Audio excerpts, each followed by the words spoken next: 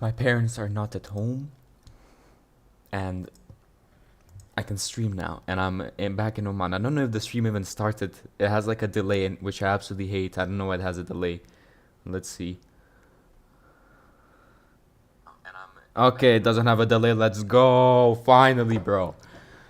Um, so what I have been doing for the past few days is I started playing Half-Life 2 natively on Mac, which is impossible because your current macOS version is unable to run 32-bit games.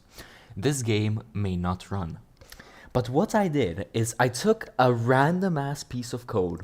I put it into my computer's terminal, which means I put it inside of my computer, literally the code. I shoved it down my computer's throat. And now I can play the game natively. So these past few hours have been really good. As you can see, they're really nice.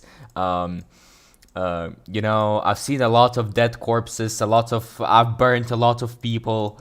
You know, it was really nice. It was really, really nice. I've seen a lot of spiders, and I have arachnophobia because I'm a loser, and I was about to absolutely shit myself. So it was a nice gameplay. It was really nice. It was really beautiful. I really enjoyed it. I thought I was gonna get a heart attack, maybe like 20 times, but it's fine. 2004, it's fine. So I might play this because I didn't finish the chapter. What do you think? This is like my last screenshot. I still didn't finish the chapter. Um, so yeah, wait. Yeah, I already have the shotgun. Yeah, this was my last screenshot. So like, you know. Um, I've done a lot of screenshots, bro. I think the amount of screenshots I made for this game is gonna be like half of my computer storage at this point. Oh my god, I have to export all of this to my hard drive or something. Okay. Because I started playing Half-Life 2 because in April I finished the entire first Half-Life. I have like 15 hours in it. Then I started playing Half-Life Opposing Force, which I also finished in like 6.5 hours. Then I finished Half-Life Blue Shift in 2.5 hours, and now I have to play Half-Life 2. I'll finish this, and I have to play Half-Life 2 Lost Coast, which I don't even think is canon, because this is literally just cut content made into a game for the sole purpose of just showing off some graphical enhancements, some source updates or something. And then I'll have to play Half-Life 2 Episode 1 and Half-Life 2 Episode 2. And to be honest, I'm waiting for Half-Life 2 Episode 2 the most, because I found out about Half-Life from my teacher, from my old teacher. And he said that he played Half-Life 2 Episode 2 with his brother when they were young. So that's how I found out about Half-Life. And to be honest, Half-Life 2 is like the most praised one. There's Half-Life 2 Episode 2, the best one. So I have to play this, and I can't wait. Then when I'm planning on replaying Half-Life 2, bro, Half-Life 2 is like 6 gigabytes. Half-Life 2 update is 13. Okay? And then I just have a bunch of mods. Half-Life Restored. I also play Half-Life Source. And you might say, for the people who know what Half-Life Source is, like, whoa, why are you playing Half-Life Source? It's broken. Why are you playing this? What I did is I installed Half-Life Source, which by the way says it's like 700 megabytes, but it's actually 4 gigabytes when you start downloading it. What I did is I basically downloaded the game, and I downloaded a mod with it. And that mod is Half-Life Source Fixed. So they completely fixed everything about the game. So now this game is playable. Now I can play the game and no problem. So yeah, I don't understand why people are hating. I mean, I understand that you're hating on the game because it's broken. Like, how can Valve, the creators of Steam, release a broken game? But like, if you want, you can always fix it. Just download Half-Life Source Fix, put it in the game files, bam, you have yourself the fixed version. And yeah, then I'm planning on playing Left 4 Dead. Yeah, Left 4 Dead and Left 4 Dead 2. And then what else?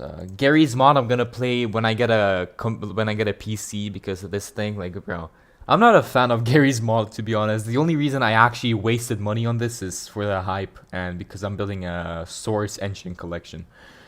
The only thing I have left is Half-Life Alyx, and it's on sale right now, so I'm probably gonna buy it. Counter-Strike and Black Mesa. I'm also gonna have to play Black Mesa. Yeah, literally. When I finish all the Half-Life games, I'm gonna have to replay Half-Life 2 on the update version or something. and then Black Mesa. So, oh yeah, I downloaded a bunch of artwork for Half-Life. So I'm back in Oman. My flight came like yesterday. We arrived like at 7 a.m. I slept today until I woke up like 1 hour ago, literally. And yeah, so this was absolutely terrifying. 2 viewers, who is watching me, bro? Who is watching me yap right now? 2 viewers, damn. Um, so I'm in full depression right now. I don't know what to do because I don't want to be in Oman right now. I would rather be in Czech Republic where there's fresh air, there are trees, you know. But yeah, let's check chat. They're probably spamming. So I'm getting ready for school, you know, getting ready for more drama. You know what I'm saying? You know, because like I'm the drama generator. Uh, Adam left. He's in Algeria. Oh my God. No, bro. Adam is in Algeria, bro. He left. Okay. So yeah. I'm getting ready for school. I'm not willing to study anything. They sent me an email. Let me show it right now. They sent me an email which basically says, "Guys, you gotta study. Dear students, get ready for the upcoming academic year. We are excited to continue supporting your educational journey. To help you maintain and build upon the academic skills you have learned this year, we have prepared get ready packs," bro. As soon as I read this part, bro, I thought I was gonna get a heart attack, bro. These packs are an essential tool to ensure that you are well prepared for the next school year. We have observed that students who engage with these packs tend to perform better. Bro, I haven't done anything extra in grade 7. I haven't done anything. They gave me like so much extra work. I didn't even bother to open it. And I still passed like 97% combined. We have observed that students who engage with these packs tend to perform better academically in the following year and enter their new grade with greater confidence. We urge you to make the most out of these resources over the summer. Over the summer, bro, there's like 19 days left. What are you talking about? To help you transition smoothly to your new grade. The Get Ready packs include various activities and materials designed to reinforce as if someone is like actually reinforcing something with metal, learning and build confidence, ensuring that the knowledge gained will be embedded. We hope that it's going to be shoved down your brain and utilized in your next grade. If you have any questions or need additional support if you're a retard, please do not hesitate to ask your parents to contact their PCO. We are here to assist you and ensure everything goes smoothly for you. We look forward to welcoming you back. And yeah, so English grade 8 to 9. Get ready for your new next grade. So they just tell you what to study. And for some reason, English is, as far as I know, the longest one. Fanboys. Oh, bro, I thought Fanboys like a boy band or something. Okay, bro. Thank God it's not K-pop. Fanboys. For and nor but or yet so. Fanboys. Bro, you could have chosen a better abbreviation and you chose fanboys, bro.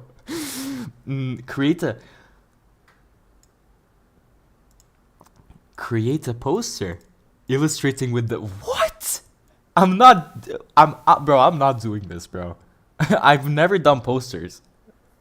Like whenever someone told me to make a poster for school, I always skipped it. Math. Oh, I want to see math. Can use laws of indices for multiplication and division. Can understand how to apply order of operations. Can expand brackets and factorize algebraic expressions. To be honest, I think I know how to factorize. I don't think I forgot that, bro. I have had too much pain remembering it when I was absent for like 2 months. Can increase and decrease by a percentage. When did we learn this, bro? I've never increased or decreased by a percentage. If you give me increase by 4%, I'm screwed. The only thing I can increase by is like 5%. And if the number that I'm increasing initially is like a multiple of, no, it's like it goes into the 5 times table. Physics, physics 13 pages. Physics 13 pages. Are you kidding me? Bro. Bro, dude, what is this? Scale conversion of units. For example, 1 kilometer is equal to the 1,000 meters. Ain't no way. 1 microgram. What is a microgram, bro? What is a microgram? Bro, can I have 1 microgram of that pizza of yours? Common name symbol, common name billion, million, thousands, hundred. Is this physics or math? This is physics. Gigabyte. Oh my god. What the fuck is... chemistry, okay. Chemistry, what the fuck is this? What is this? How do you want me to use the particle theory? Bro, how do you... what is this? Mendeleev periodic table. Bro, we haven't even studied this last year. They want me to already know this year, bro. Bro, I thought that was a collarbone. A flower. Fig 2.1 shows flower. What a... This is such a retarded get ready pack, bro. This is not gonna get me ready for school. This is gonna get me ready for another wave of depression for the next 5 months, bro. Anyways, I'm probably gonna close Chrome, which for some reason appears the same as Streamlabs. So basically, I've had like 20,000 heart attacks with Half-Life 2 because of all the corpses and the fast zombies. But we're good. I hope it's not gonna lag. I have like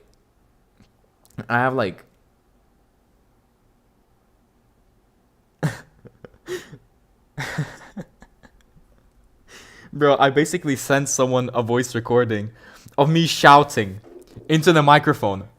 And basically I told them, they're like, nah. I don't know why, but you should turn on max volume, and if you want, you can put on headphones because I'm really quiet. But it's literally a voice recording of me screaming. Well, listen to this. Listen.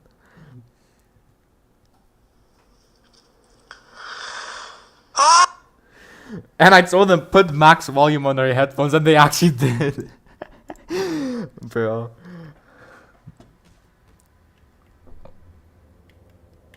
Okay, so we have corpses here already. Here we okay, the FPS drop is actually tragic. It used to be 300.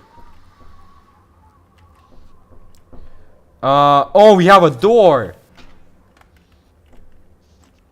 Holy fuck. I'm already hallucinating.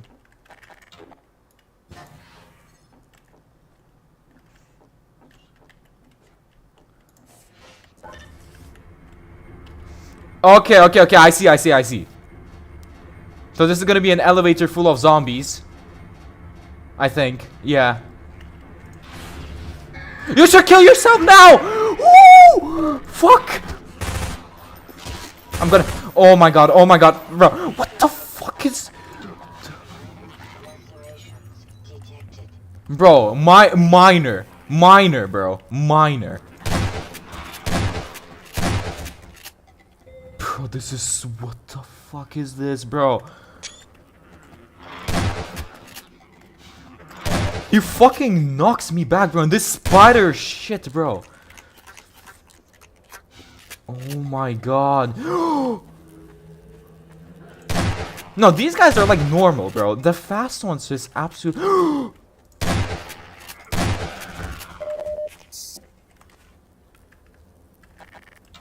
Bro, where do they come from? Yeah, come here. Through the fire. Come on. How did he not burn?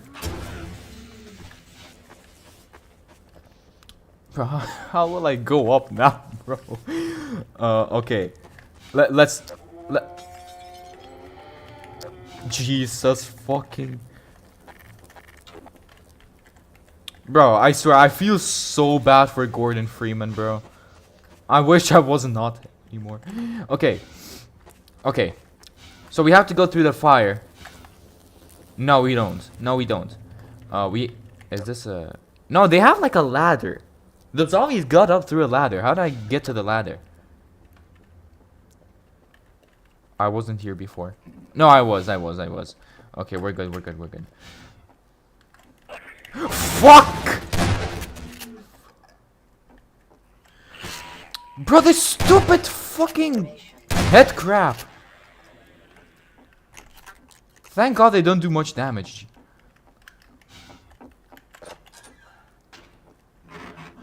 Hello? Hello? Finally I got some revolver ammo. Jesus Christ, bro. I never had ammo for it. Wait.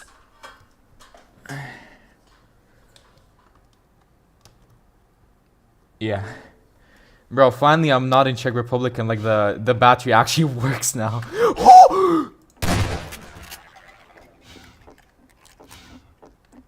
Oh my god, I don't have any heals.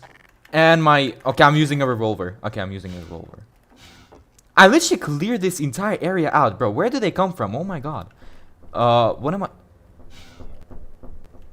Okay, this is where I met father.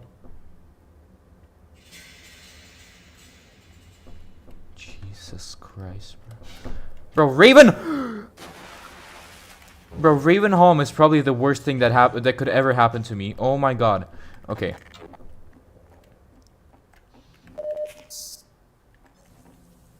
The elevator doesn't have zombies, for real, on God. No cap. Okay, I'm going with one. I'm going with one. How'd I get down? Oh. Jesus Christ, they're waiting for me. Fuck. Bro, they're actually gonna jump me right now, bro. They're gonna jump me. Oh my god. Bro. Okay. What is that? What the fuck is that? No, no, no! Kill yourself, kill yourself. Woo! Okay, one.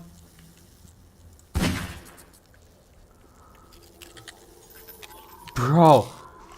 Oh, these are the armored ones! Oh, I'm fucked. Bro, these are the armored head crabs, bro. These are the Counter-Strike head crabs. Jesus Christ. Okay. Okay. Where are my heals? I already healed. Okay, we're good.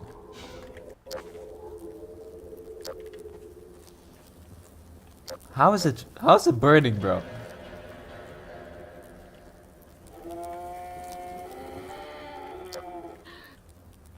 Bro, where are they? Fuck! Okay, they're over there. Shotgun ammo, let's go! Finally!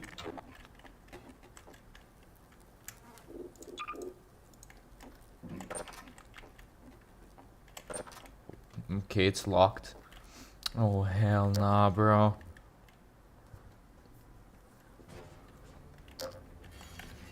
Hello?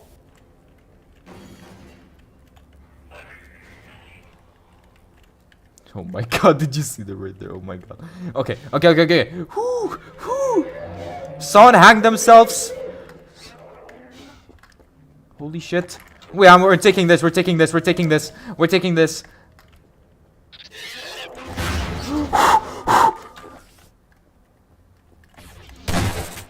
Where?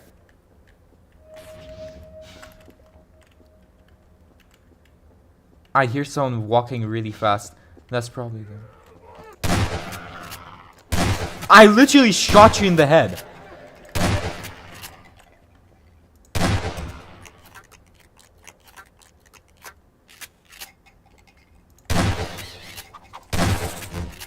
That was such a good kill, actually. That was so satisfying. Okay.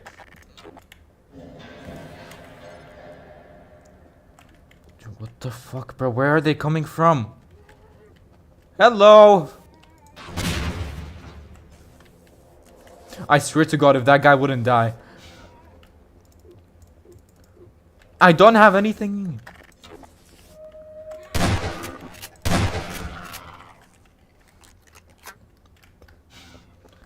Oh, it was right here. Oh my god.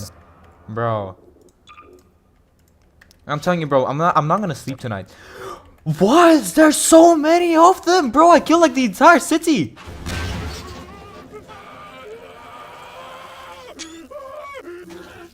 Bro, the sound they make when they burn is gonna give me PTSD for life, bro. Oh my god. They're just not dying, bro.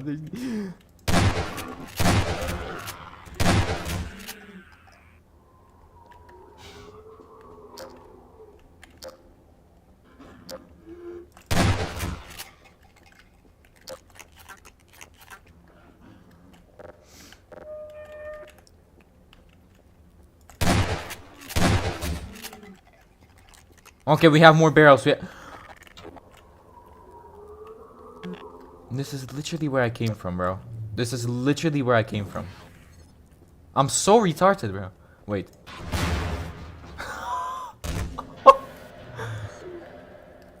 Okay, that I just wasted a barrel for no reason. Okay, we're good. Bro, this guy actually scares me. Okay, what's in here? There's nothing in here. Bro, where even am I at this point, bro? What the fuck is that? Oh my god.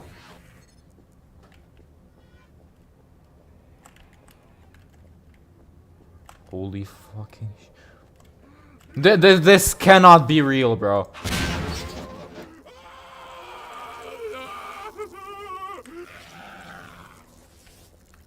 Revolver.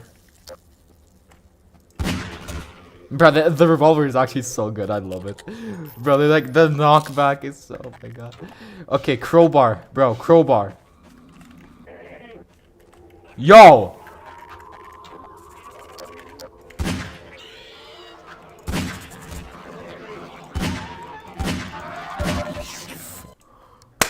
Bro, that guy zombified me, bro. Hey, no way, bro. That was the first time I actually saw someone zombify me. Bro, I didn't know that was a technique in the game. Okay. No, this is a really early save. Holy shit, holy shit, holy shit, holy shit. Okay, let all of them come.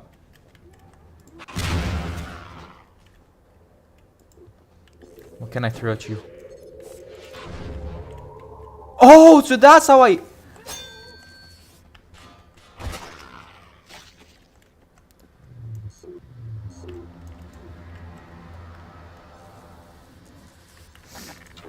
So if this is a really early save, then I know what to do, right? Then that's how I know what to do. What to do. What is my accent, bro? One bullet! Wow. Well, I'm gonna try to finish him off with a crowbar. Holy shit, chillax, bro.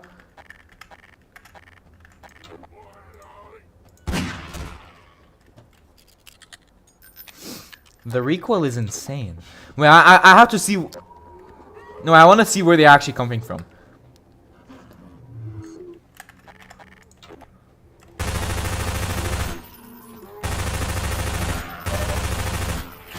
Fuck, this guy's still alive. Ammunition depleted. Bro, one crowbar hit and he's finished. No, that's actually really bad. That's actually really bad. That's really bad. If I don't have submachine gun ammo, then I'm screwed. I'm literally... Okay, I mean, I can go already. I mean... Fuck! One! What the fuck?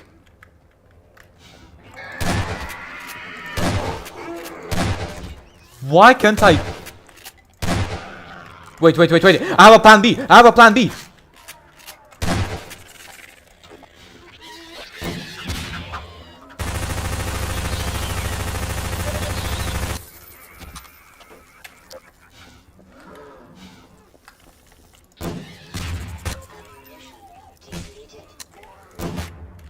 Whew. Okay.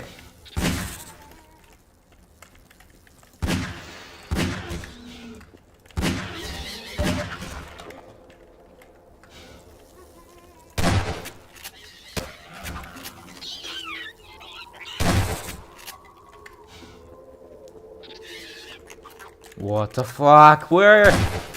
Okay. Okay, we might be good. We might be good. We might be good. I think I killed him. Yeah, I did. Oh, what was the...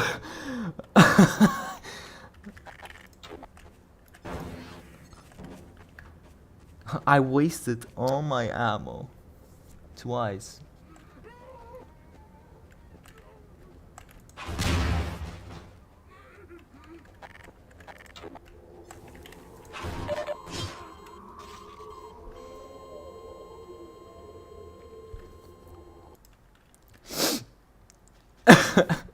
No! I didn't save. Wait, okay. I'm gonna use all my alt ammo right now. Exclusively for this guy. 1, 2, 3. I actually...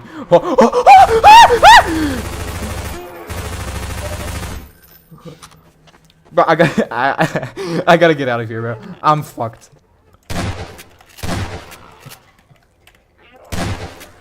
Where is he? Where is he? Where is he? Where is he? Where is he?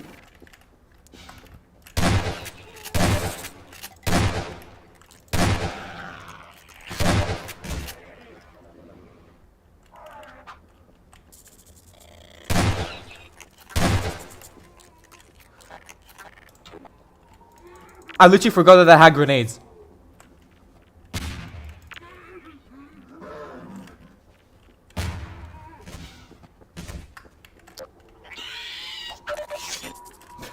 One ammo, one ammo. I mean 1 health. I don't know what I'm saying. 1 health.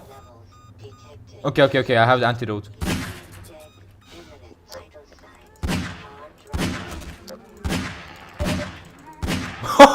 I shot him 9 times.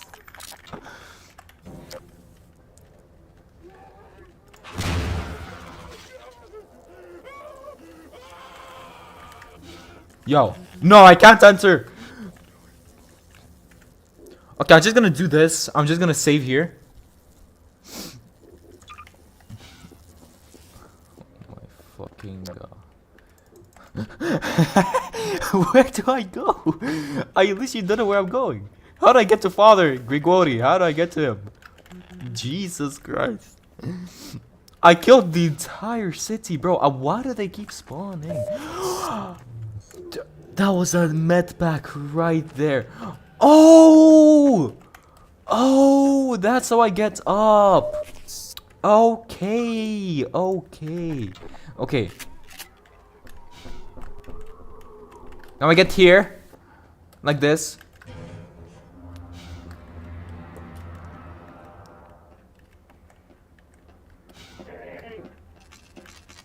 Let's go, let's go, let's go, let's go. Bro. Where did they come from? Yo, wait. Wait, so if I have this, I can...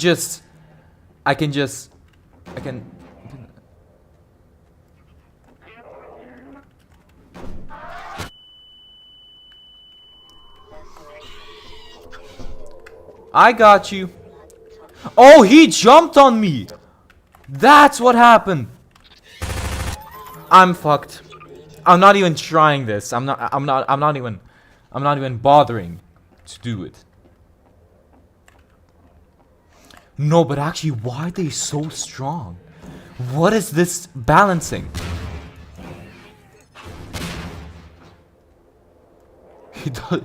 He's not burning. He's just not burning, bro.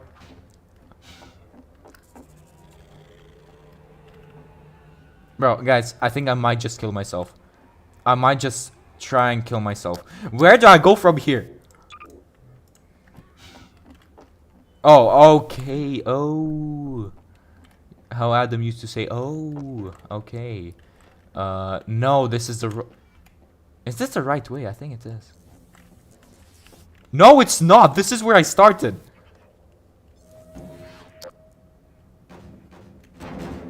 Wait. Wait, I have to kill that guy first. I actually want to kill that guy. Because I love killing people. CIA, please don't take me down. This is just a joke.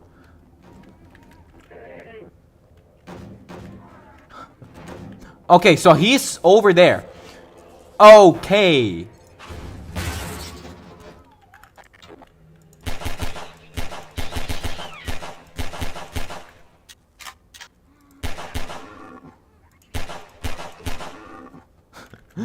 Bro, are the zombies in Ravenholm like more trained or something, bro? Why did they not die to this?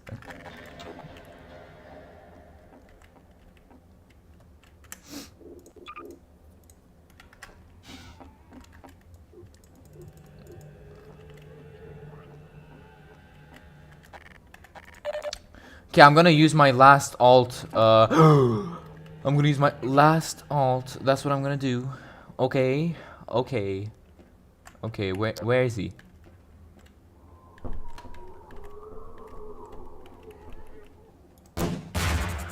Oh, that was so good. That was so good. Bro, the Source Engine ragdolls are actually so good. I actually enjoy them so much. Why can't I switch weapons? Oh, I was pressing F1. Is this where I'm supposed to go? Yo, well... Yeah, wait.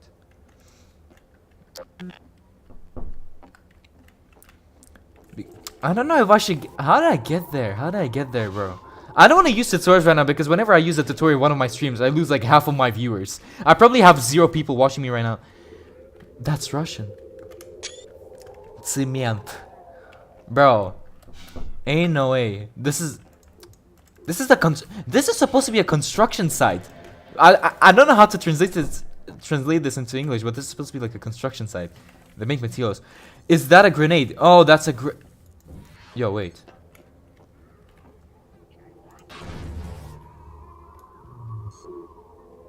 It doesn't work. Fuck.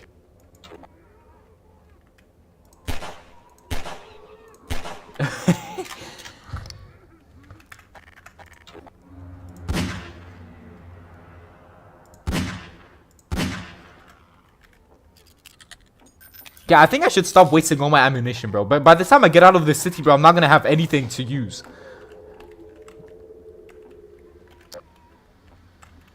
Yo.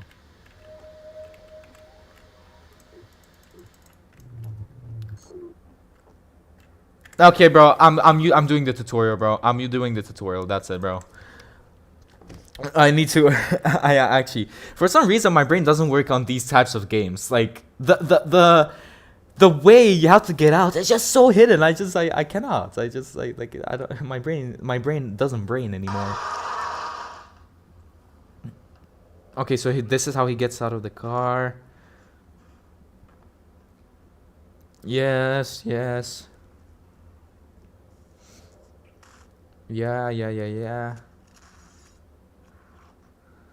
I'm like almost halfway through the game. What?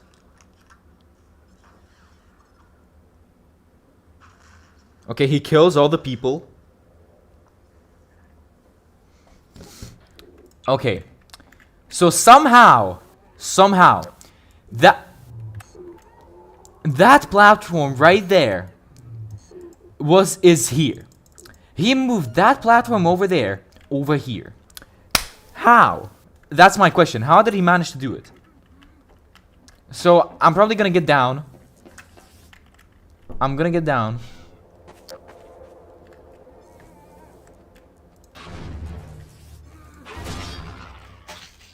Perfect. So now,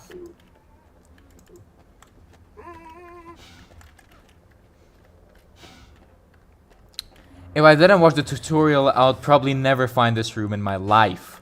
In my entire life. How did he not catch on fire? Okay, I get you.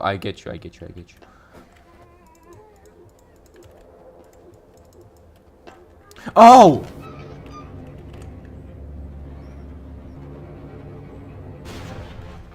Great. Great, great, great, great.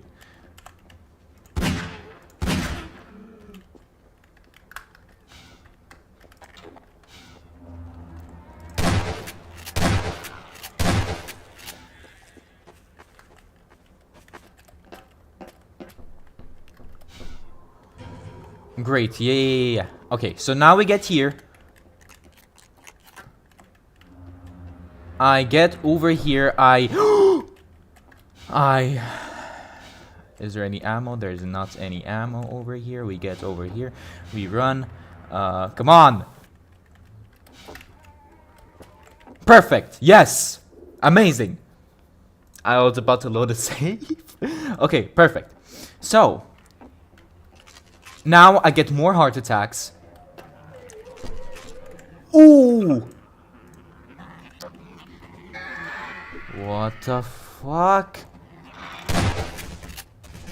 No, that was actually so fucking terrifying. Did you see that, bro?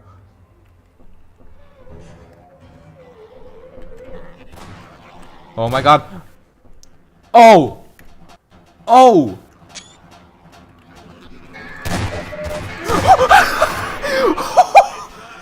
Rest, my child! What rest, bro? That guy's already giving me a funeral.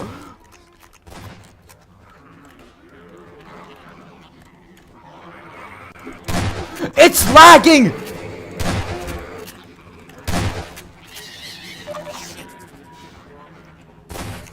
Father! Father! Please!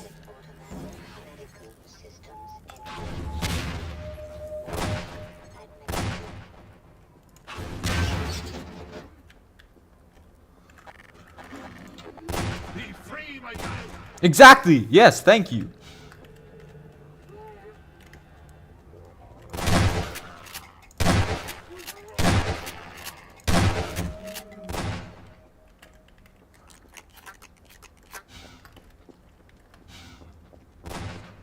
Bro, the FPS drops, that actually could have killed me. The FPS drops that I was experiencing right now, that was actually tragic, bro. It went from like 255 to like 80. Like, I know 80 is a lot, but like, bro, in this game, 80 can actually get you killed. Oh my god.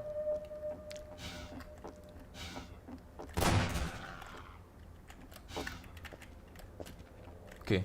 I killed all of them. Please. Thank you! How came you here, brother? This is the wrong side of town for you. My name is Gwyneth Freeman. Seek the church? Mend your ways before it is too late.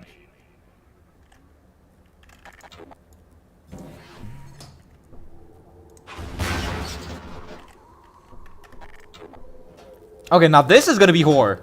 Now... Holy shit. Now this is gonna be horror, because this is an apartment. So what we do is we take this.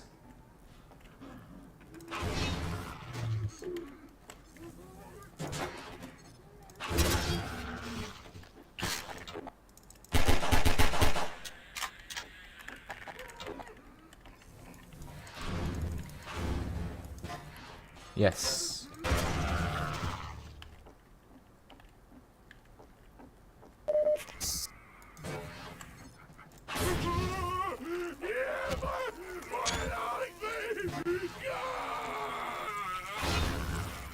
He was screaming, God, why won't you help me? Oh my god. Bro. People at Valve actually cooked.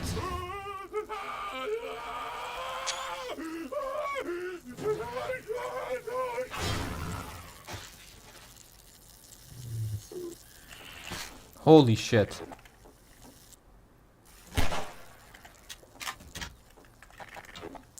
To be honest, I should have used the gravity gun like through the entire playthrough. Like, well, I just wasted all my ammunition. Hold on.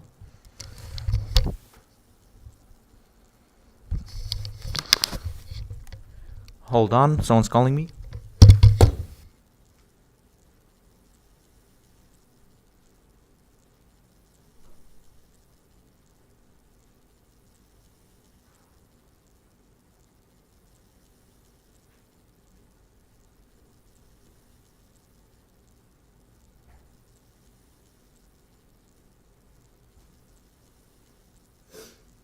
My father's calling me.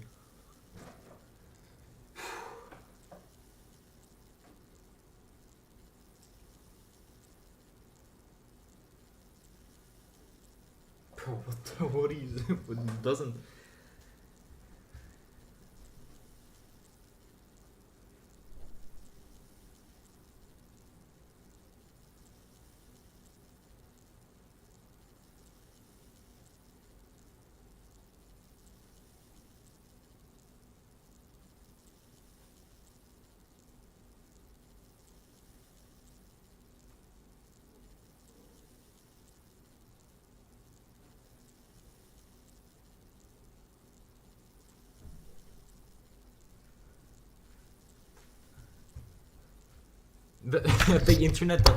The internet doesn't work for him, so I'm just gonna listen to a voice recording, I guess. Anyways, I've probably lost all of my viewers by this point.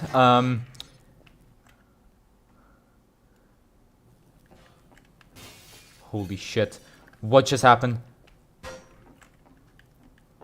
Oh. No, I'm actually fucking...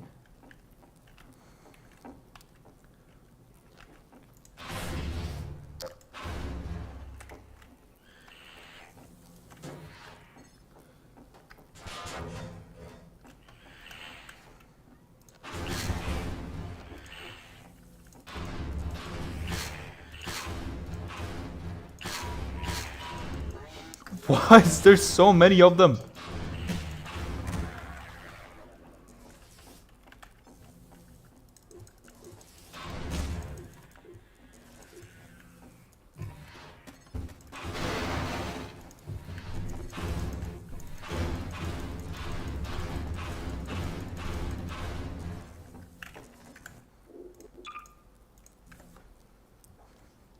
He sent me a voice recording.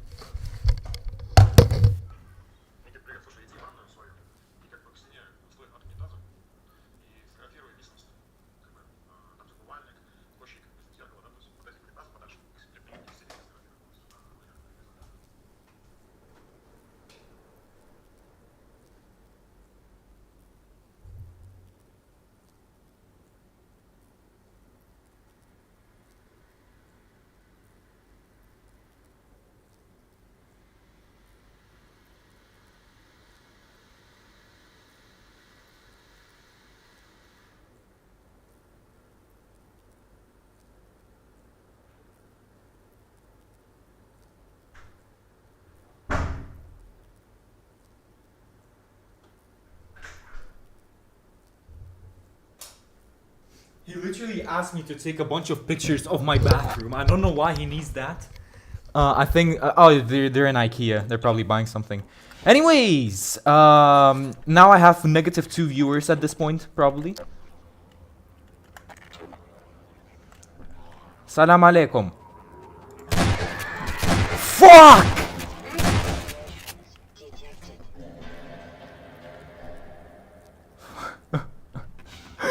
Why did I buy this game? Oh no, oh no.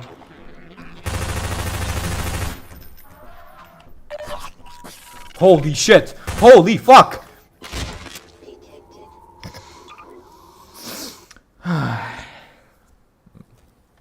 Okay, bro.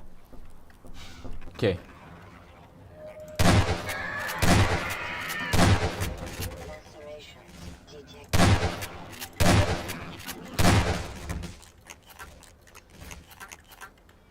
What is this goofy ass sound when I reload? Oh my god. Anyways,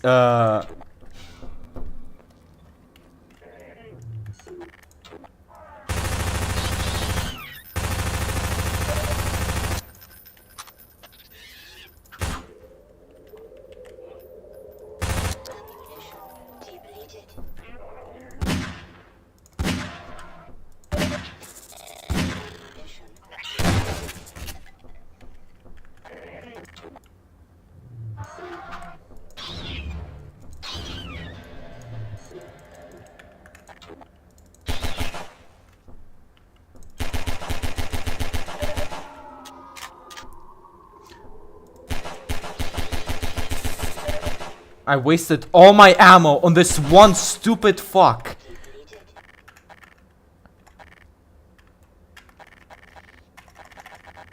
Yeah, I have nothing. I literally have nothing to fight with. Oh my god, I have nothing. I have nothing to fight with. Not even a. No, I mean I have a shotgun, but also the ammo is like nothing. There's nothing to fucking fight with. Just let me get to the church. Oh my god. It's Oh. No. No. That's no. Sign up.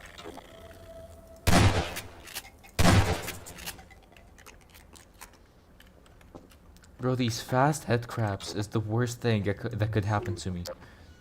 Oh, okay. I might find ammo in here. I might. I just might.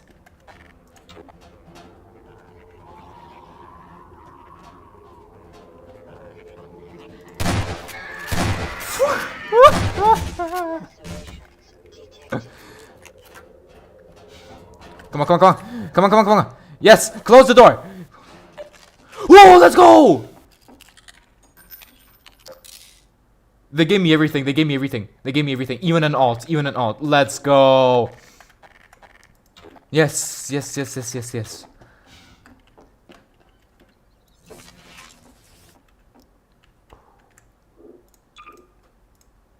No, why is the sound that they make so fucking like surreal? It's actually so surreal. Like what? Like why did they do that? It's so like it. Oh my god. I'm really gonna go.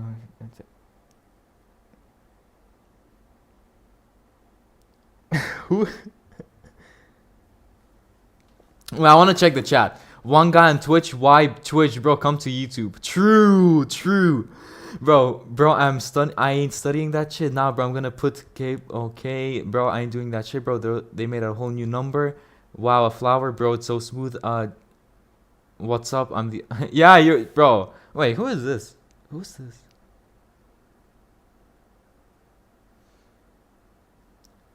– 193 subscribers. Let's go, bro. We have a Skibidi Toilet fan in here. Let's go. Bro, Adam's gonna give me my personal information to this guy, bro. Are you good? Bro. That's Half-Life 2. Bro, Adam knows that it's Half-Life 2. Damn.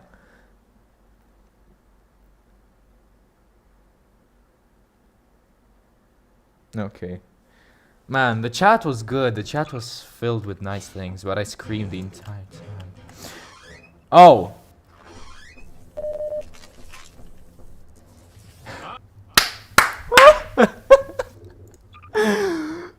Allahu Akbar! No! I just fell so hard. There you are. At last. I will send the cart for you, brother. It will be but a moment. Patience, brother. I'm patient. Guard yourself well. No! There's no way! There's no fucking way!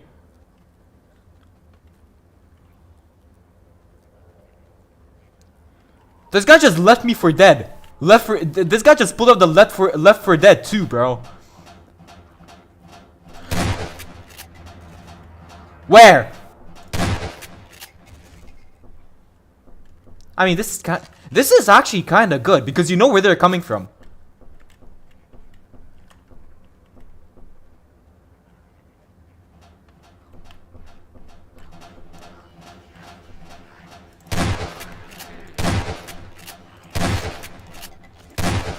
Fucking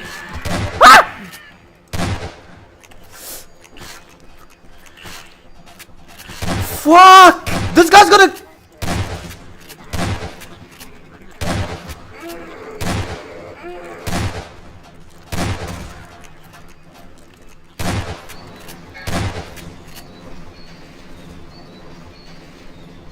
Okay, the cart is coming. The Mario Kart. Please, just end my suffering.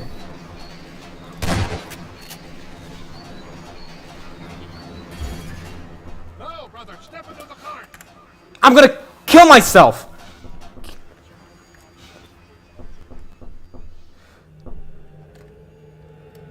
Let me go! Oh my god!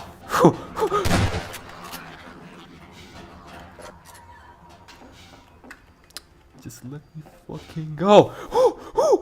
Okay.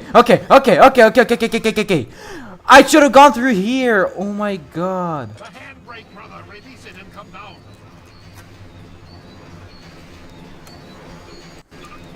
Jesus Christ. GG's, guys. GG's. GG's.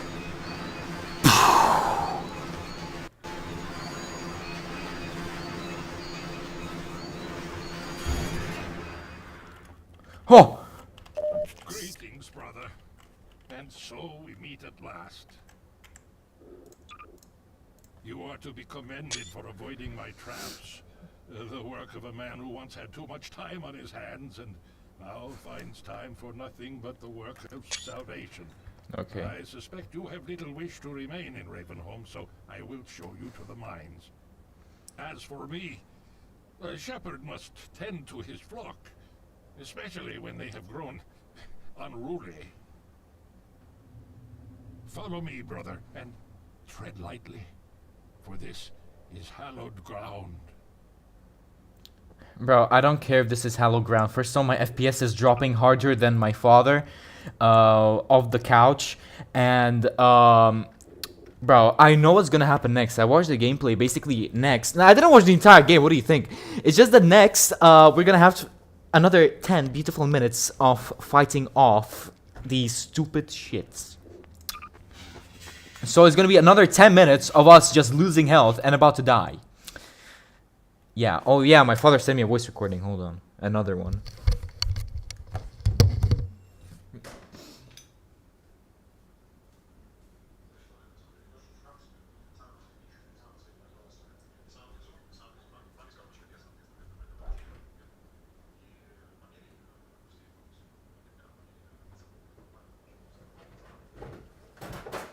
Что?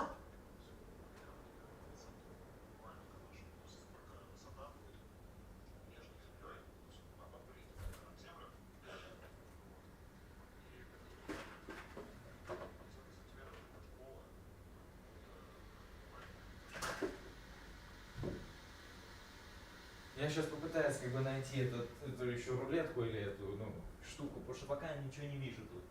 В Гуччи, вернее, в Гес коробке ничего тут нету. Но я еще попробую тут найти других. Chat, my father is asking me to measure the height of my, you know, like where you wash your face, you know that thing, the sink, yeah, the sink. Let that sink in, you know. He's telling me to measure the height of that. So this is gonna take me a while. Like, damn. Okay.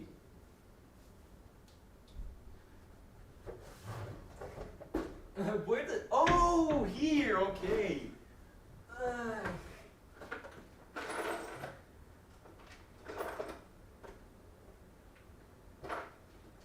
There's still nothing.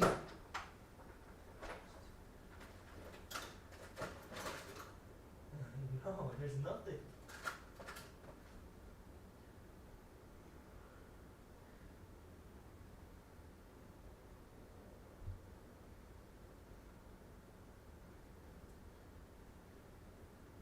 В этих коробках ничего нету.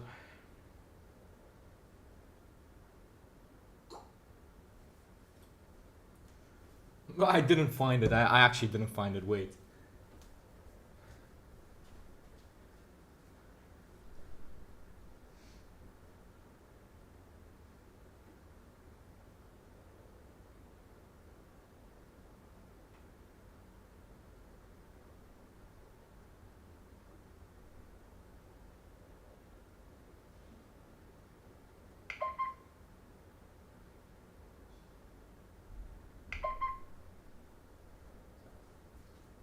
Okay, so I got myself cheese sticks because they're really cheap, but they're good. I'm gonna take a screenshot of this. Хорошо тогда. Bro, they did everything themselves. Oh my god. They did everything themselves. Okay, so I just wasted my time. Okay. Time to get a heart attack completely. The FPS drops? No, they didn't fix. Bro, I can just...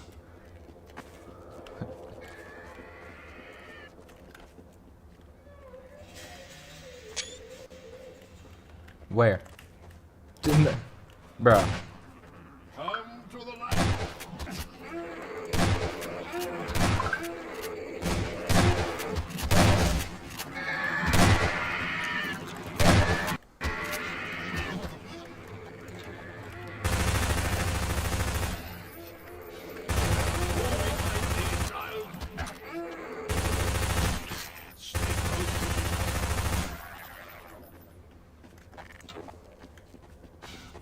I'm gonna save like every single segment. I'm gonna save every single segment just in case. Let me get up! Aim for the head.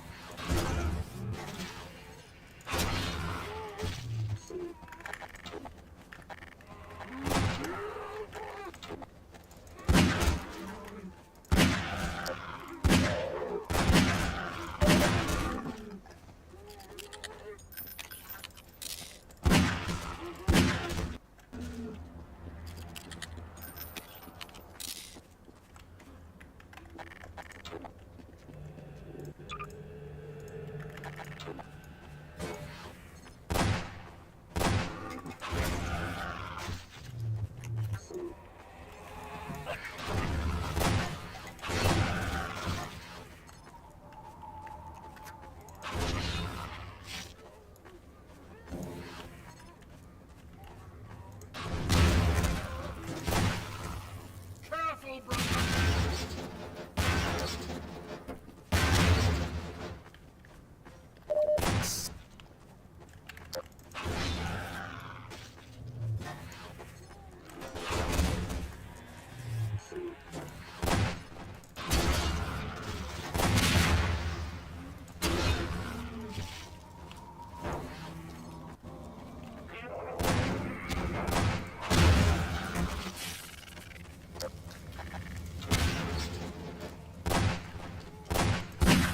Yes, my children, it is I. Oh, damn. These are his, friends. Brave holds nothing worse for you. Are you kidding me? Yo!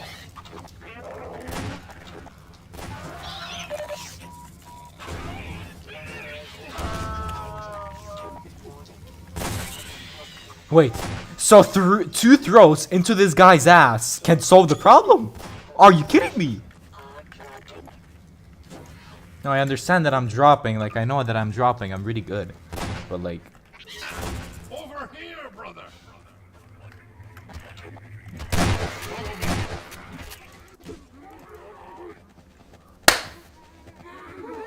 He got killed! Your assistance, brother. Follow me. Quick, to me, brother.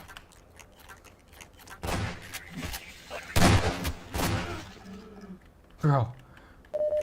I killed that guy because it didn't assist him. I thought NPCs couldn't die because of the plot armor. So that means that Half-Life is the only game where plot armor doesn't work. Damn.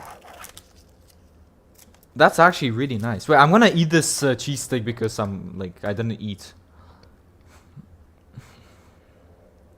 Man, Half-Life is really good. It's a really good game.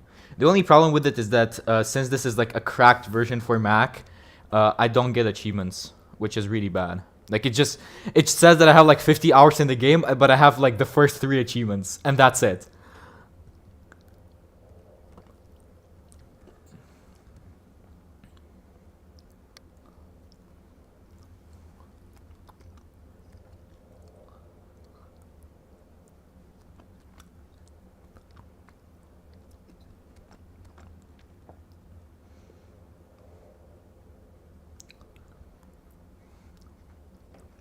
This is actually so good.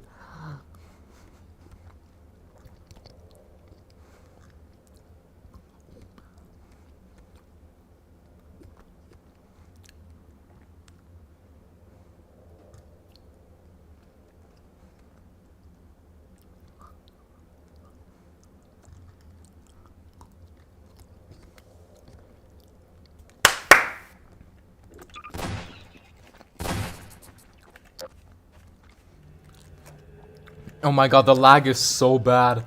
These black spots when I put a flashlight on, it's like because it's the cracked Mac version.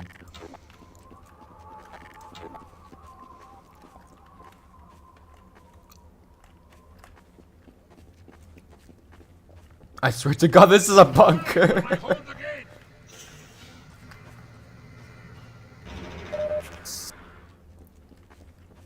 Farewell, brother. I fear I deliver you to a darker place. May the light of lights illuminate your path. Look to your own salvation.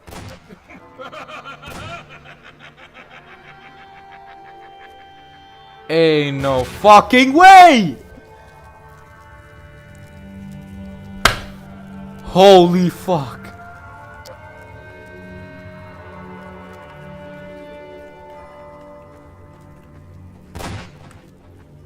Wait, he's still alive. He just burned. There's no fucking way. Nah, this gotta be like one of the greatest games of all time, man.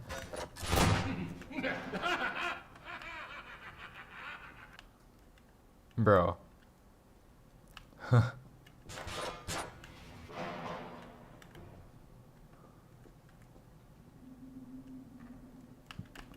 Okay, bro. I actually have no idea what to expect here.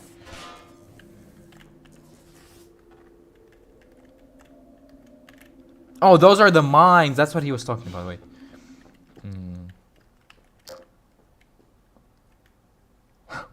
What does it say?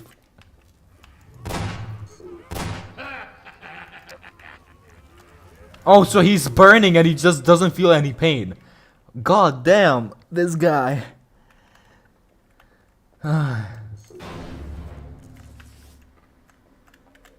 Wait, so this is like some parkouring type of shit.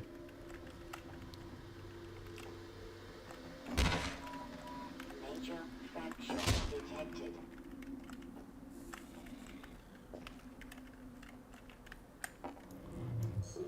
Oh no. Oh no.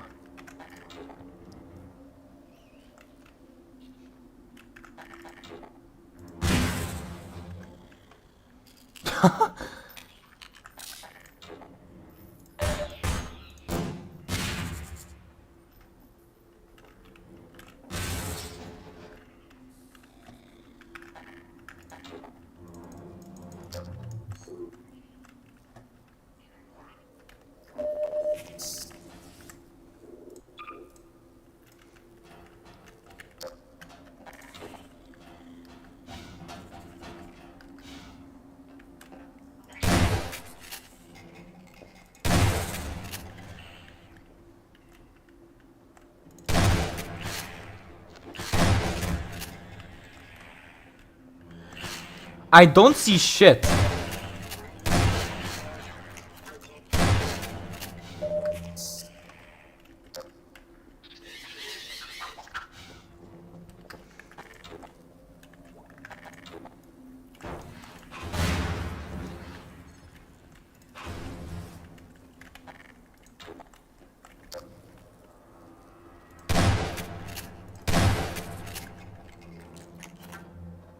Okay, I think we're good now. No, we're not.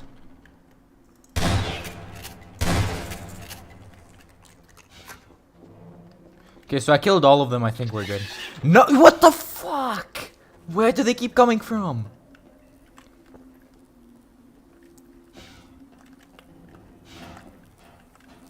Oh. Oh. Okay. What the fuck?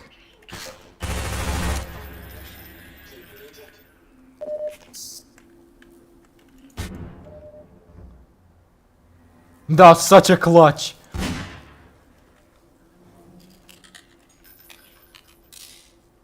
You gotta be fucking kidding me.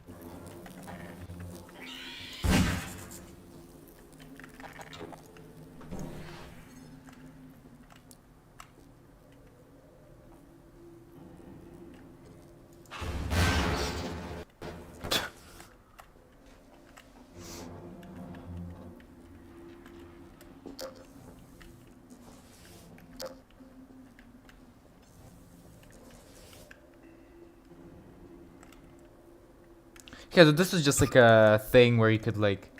Okay, I got you guys. Oh my god, the FPS drops are tragic. Oh. Man, I wish I had shotgun ammo.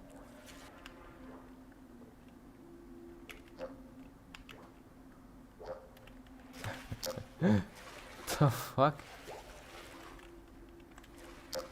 That's a barnacle, that's a barnacle. Holy shit. Wait, I wanna... Yeah, get me up, get me up. Yeah, that's exactly what I need. That is exactly what I need. No, did I actually do the right thing? I don't think... Oh yeah, I did.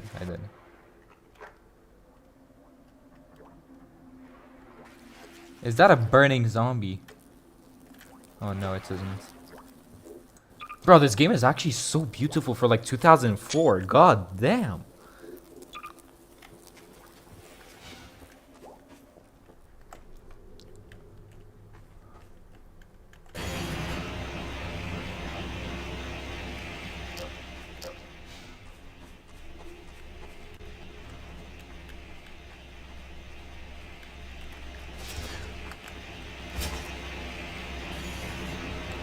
Okay, I got the purpose of it. Okay. So it's actually gonna do all the job. It's gonna do all the things for me. It's gonna do the job.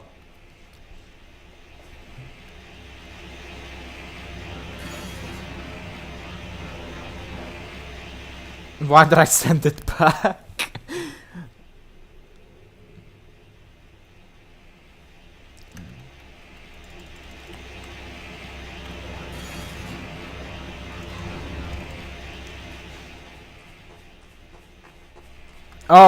Oh, this is the get crushed by a giant wall Roblox thing. Let's go.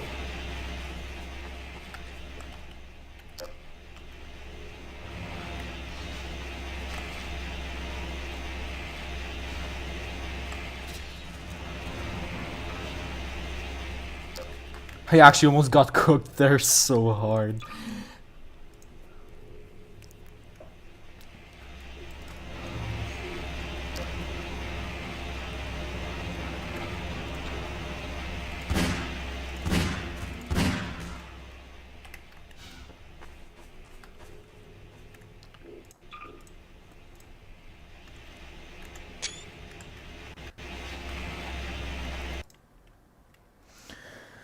We did it, guys.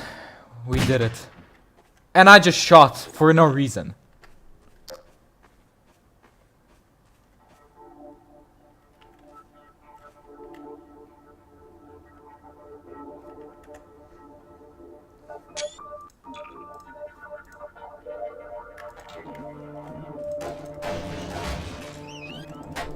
Let's go, shotgun ammo. Exactly what I needed.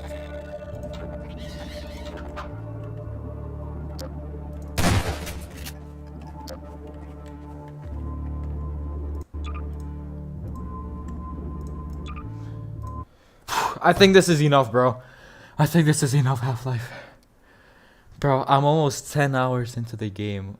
I mean, 2 hours came from the beginning. When I basically abandoned the game at 2 hours, I restarted.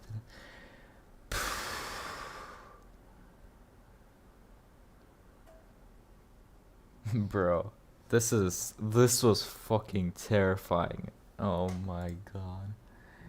I should write like a 10,000 paragraph essay review for this game, saying talking about Ravenholm Home alone.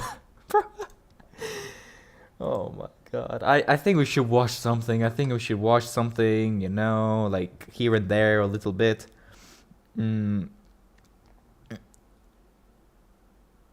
Wait, I gotta reply.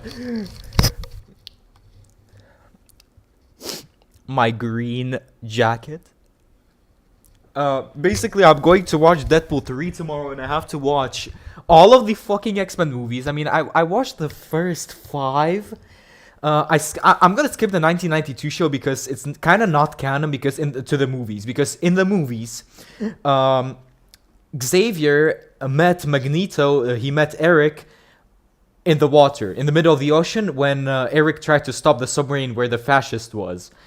But in the show, Xavier said that he met Eric in a hospital in Israel. And I know that the Arabs are watching me this. Arabs are watching this, and this is a really bad thing to say. But man, I did not create Marvel, so I don't think that the show is canon anymore to the movies, or maybe it's the other way around. I don't know. But basically, then in X-Men Origins Wolverine, that was probably like one of the best opening scenes ever. It was really good. But then, for some reason, Xavier, like X-Men Origins Wolverine happened not too long, bro. It happened like a few months after the first ever X-Men movie in the timeline, X-Men First Class.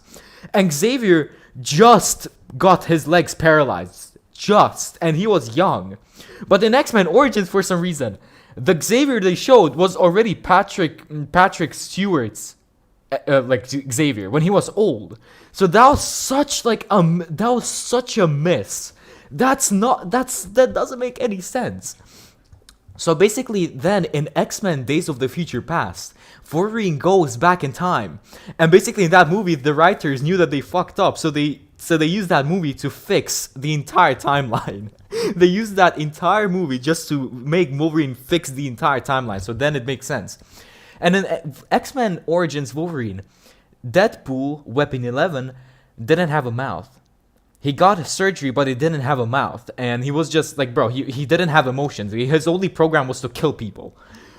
So then Days in the Future Past, they show how Wolverine manipulated the timeline that Deadpool got a mouth and he became like a normal human being with an excessive amount of taste of humor. So yeah, now I have to watch all of that. So I have to watch X-Men 2000, X2, X-Men The Last Stand, Days of the Future Past, and then Deadpool 1 and 2. That's what I have to watch. And then tomorrow I'm going to be watching Deadpool 3 in the cinema. So yeah. I don't know if the sound for the game is here because the entire time, but like I watched a lot of Half-Life, I'm not gonna lie. Your soul belongs to Europe. My soul belongs to Eastern Europe. That's what I know. Guide to installing. I already did. Yeah, I see X-Men 2000.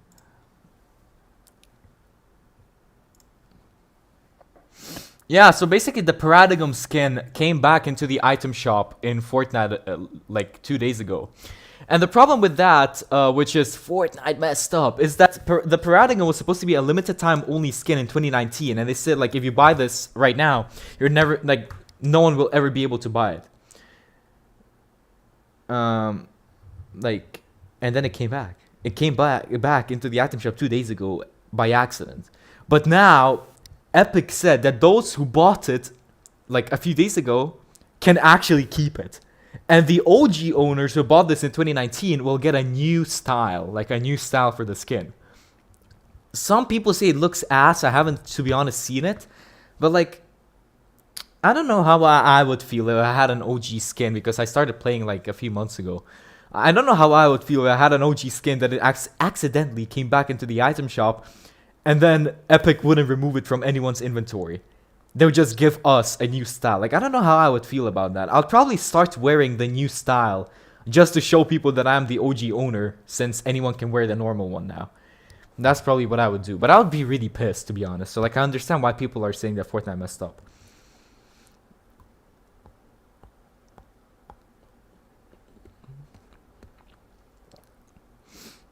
What?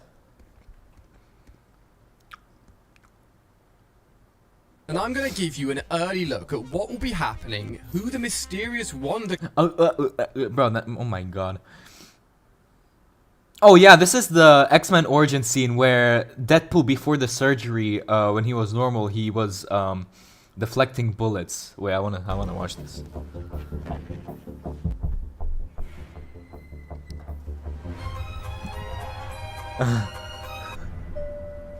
This movie's actually good.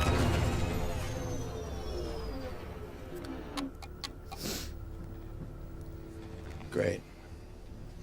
Stuck in an elevator with 5 guys on a high-protein diet. Oh, wait. Dreams really do come true. So just shut it. You're up next. Thank you, sir. You look really nice today. Dreams really do come true. There's Damn. the seriousness in your eyes. Oh my god, you ever shut up, pal? No, not when I'm awake. Bradley, top floor, please.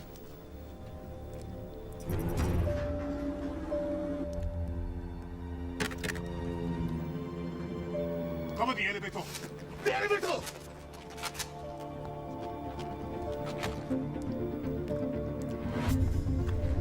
Deadpool, let's go.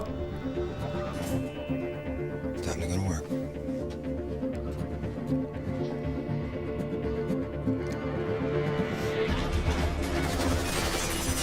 Bro.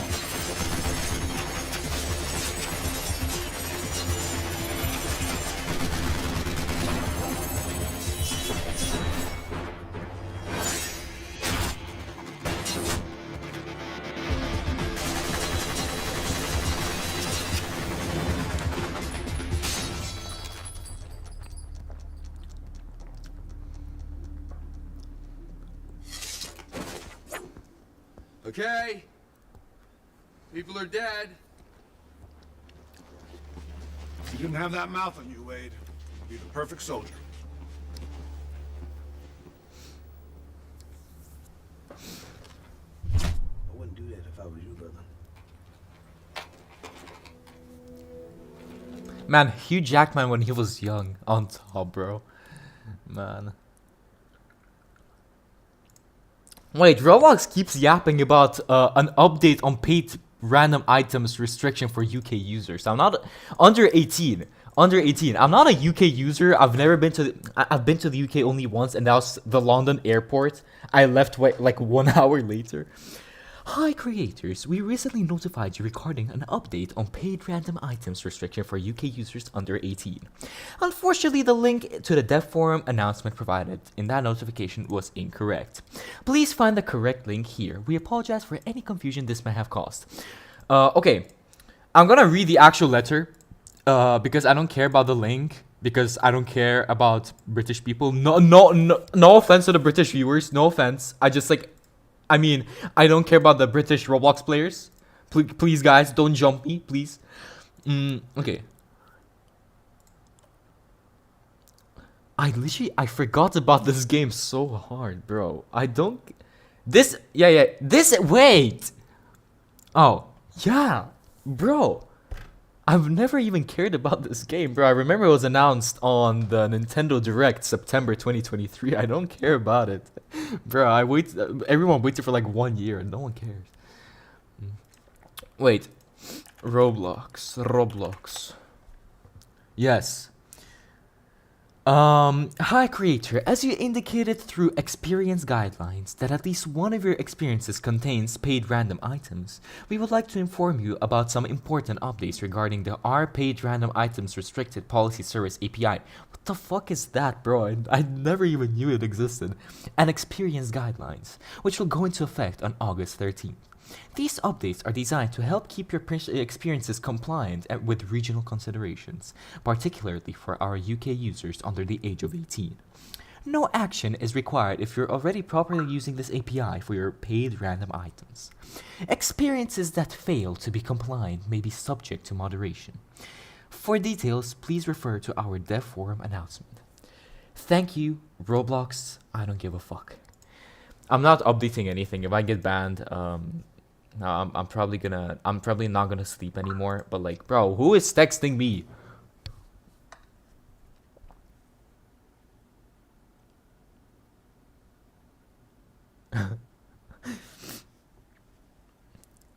I don't have anything else to wear. Like, okay, I'm lying. Okay, I have my closet open right now. I see something that I might wear tomorrow.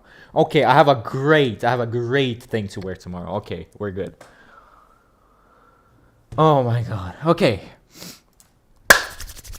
Oh my god, I watched the let's rewatch like Half-Life documentary. Let's rewatch the Half-Life documentary. I watched that in April. Let's rewatch it on stream. I might make a video out of it.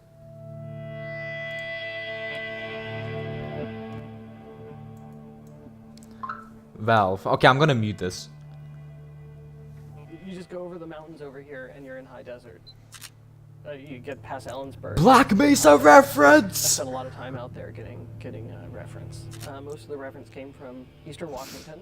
I did a drive out to the Columbia Gorge and took a lot of photos, and also a lot of just reference imagery of just like, hey, this is what desert looks like, and big cliffs and stuff like that. That drive was 2 days. It was 8 hours down, 8 hours.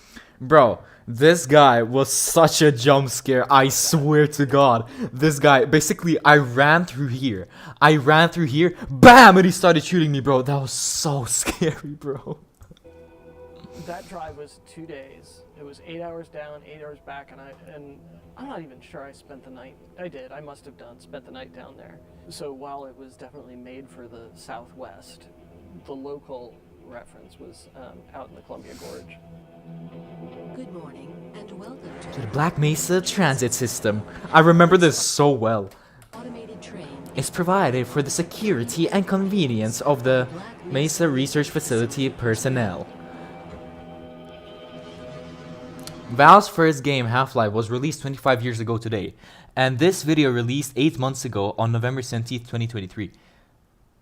But it released on November 18th. What do you mean? Half-Life released on November 18th. Okay. I mean, probably like time zone shit.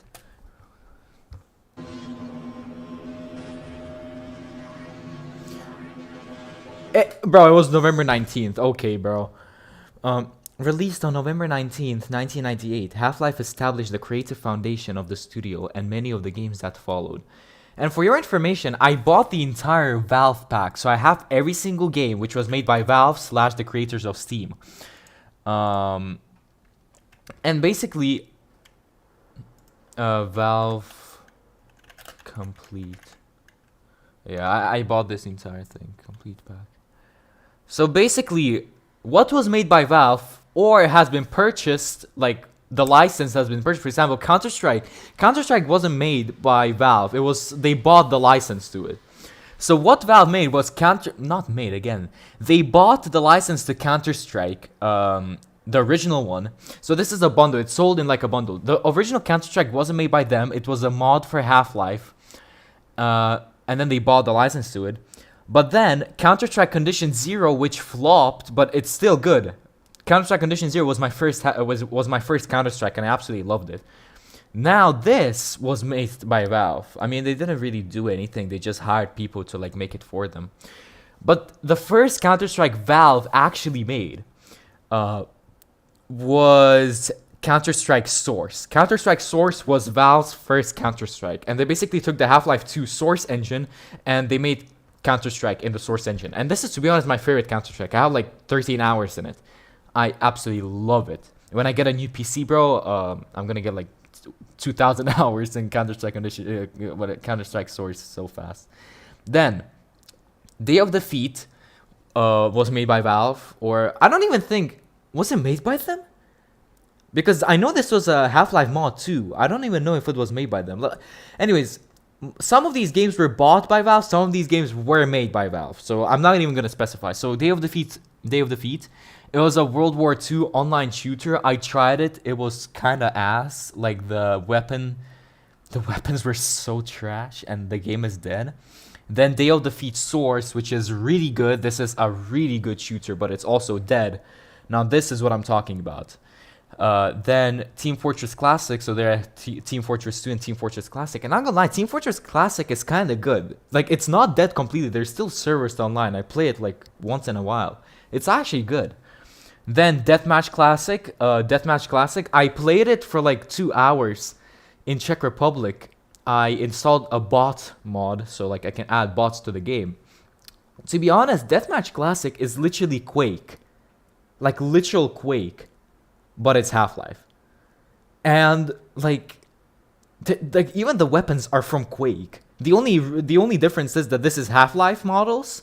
There are a lot of Half-Life references, and the maps are designed just to be like an endless shooter match. Like, it's not the long maps like where Quake, has its like shooting, like where it's actually a game where you have to beat it. Then Half-Life Opposing Force, 1999. To be honest, this is a really hot take. I played the first Half-Life, which is an absolute masterpiece. Then I played Opposing Force, and then I played Blue Shift. The number one criticism about Blue Shift is basically a game about Barney Calhoun. And Blue Shift takes place at the same time. So when Half-Life happens, as soon as the thing explodes, not even that, bro, Half-Life happens during Blue Shift, and Blue Shift happens during Half-Life. So both of these games happen at the same time. Like in the beginning of Blue Shift, you can see Gordon driving in the train. And that is like the very, very beginning, like the first 5 minutes of Half-Life. But anyways, and Half-Life Opposing Force happens when the facility explodes, and then the soldiers, the Hiku soldiers, are sent to the Black Mesa Research Facility to kill all the people in it. So basically, I played Half-Life, I played Opposing Force and Blue Shift. And the number one criticism about Blue Shift is that it's fine. I mean, it's nice seeing how Barney Calhoun was surviving in the Black Mesa Research Facility before we saw him properly for the first time in Half-Life 2. But like, Blue Shift didn't actually introduce anything new. Like, it was as if it's the same Half-Life game, but like heavily modified like maps, different story, different NPCs, and different tasks. But the weapons, the NPCs, they were all the same. The only new NPC was Dr. Rosenberg. This guy, yeah, over there. With the high HD textures. Yeah, that guy. That was the only new NPC. Literally. The rest were the same NPCs, the same Hiku soldiers. The same Hiku soldiers, everything. So people are complaining and whining, oh, Half-Life had its own weapons, and now Blue Shift had the same weapons, same exact weapons, no variety. The only variety, I don't remember if Blue Shift had the Race X monsters. I don't remember. I think they did. I think Race X was also in Blue Shift. But I remember that Opposing Force, literally 60% or even 70% of Opposing Force was you fighting against Race X, which was really annoying because they were extremely overpowered. Race X is literally like the guy from Half-Life 2 that I was scared about. You know, the one who was like flocked with the headcrabs, which was throwing them at me. Remember? Yeah, that's basically Race X. They're like this, I guess. So yeah. But to be honest, I love Blue Shift like 2 times more than Opposing Force. And Opposing Force had a bunch of new weapons. It had this thing. It had this screwdriver, which was basically like a replacement for the crowbar. This is the normal pistol. Then it had the barnacle, and you could literally use the barnacle as like a grappling hook. This pistol right here, which basically you could activate a laser on it, and you could like aim using a laser. And a bunch of new things as well. So that's why it's like overwhelmingly positive. And this was my review on April 24th. Half-Life Opposing Force didn't fascinate me as much as the original Half-Life, but I still highly encourage you to play it. Right now, Corporal Adrian Shepard's story, which is this guy, the protagonist, bro, what the hell? The protagonist, the guy that you play as, Adrian Shepard. Corporal Adrian Shepard's story isn't significant, which makes the game optional to play, but it is still very nice to be able to play a 2 to 6 hour game through the eyes of one of the Hiku Marines that was sent to eliminate Gordon Freeman during the Black Mesa incident. This game introduces new, cool, and fun to use. Cool, bro. I hate using that word, but that is the only word that I can describe like the game with. Cool and fun to use weapons such as the pipe wrench, barnacle grapple, desert eagle, and more. I've got to admit, I really enjoyed swinging around with the barnacle grapple. The soundtrack for this game was also pretty dope, just like its predecessor. Bro, the end credits, the soundtrack for the end credits is so good. It's so good, bro. Like every single Half-Life video made on YouTube, bro, there's like a 70% chance you're gonna hear that end credit music from this game. Just like its predecessor. And the whole military vibe was very cool to experience. But as one fella in a Half-Life Opposing Force walkthrough YouTube comment section stated, Gearbox Software just couldn't really replicate the greatness of the original Half-Life as they thought they could. You can still see and feel that the game wasn't made by Valve anymore and that Gearbox had its own visions in combat and storytelling. Overall, I'll give this game an 8 out of 10. This is a great expansion to Half-Life with a very engaging story and awesome new weapons. But for me, this wasn't such a remarkable experience compared to the original Half-Life. And I definitely cannot say that Half-Life Opposing Force is better than Half-Life, unlike others. And literally, like, everyone is saying that Opposing Force is better than the original Half-Life. And I forgot to mention that Half-Life Opposing Force and Blue Shift were made by a different company. They were made by Gearbox Software, which are the same people who made I saw one of their games in Geekay like a few months ago. They made like a game, like a Borderlands. Gearbox Software are the same people behind Borderlands, and they're the same people behind Half-Life Opposing Force and Blue Shift. Yes. So yeah, that was my review. Then we have Ricochet. Why did I even buy this, bro? This is a really weird game. You basically, this is like, what is that movie where basically these guys had these like discs and they would throw it into each other while on bikes? What is that? Tron. This is like Tron, but you're on different platforms and you throw it into walls and it basically ricochet, hence the name. It basically ricochets off the wall and you basically kill people.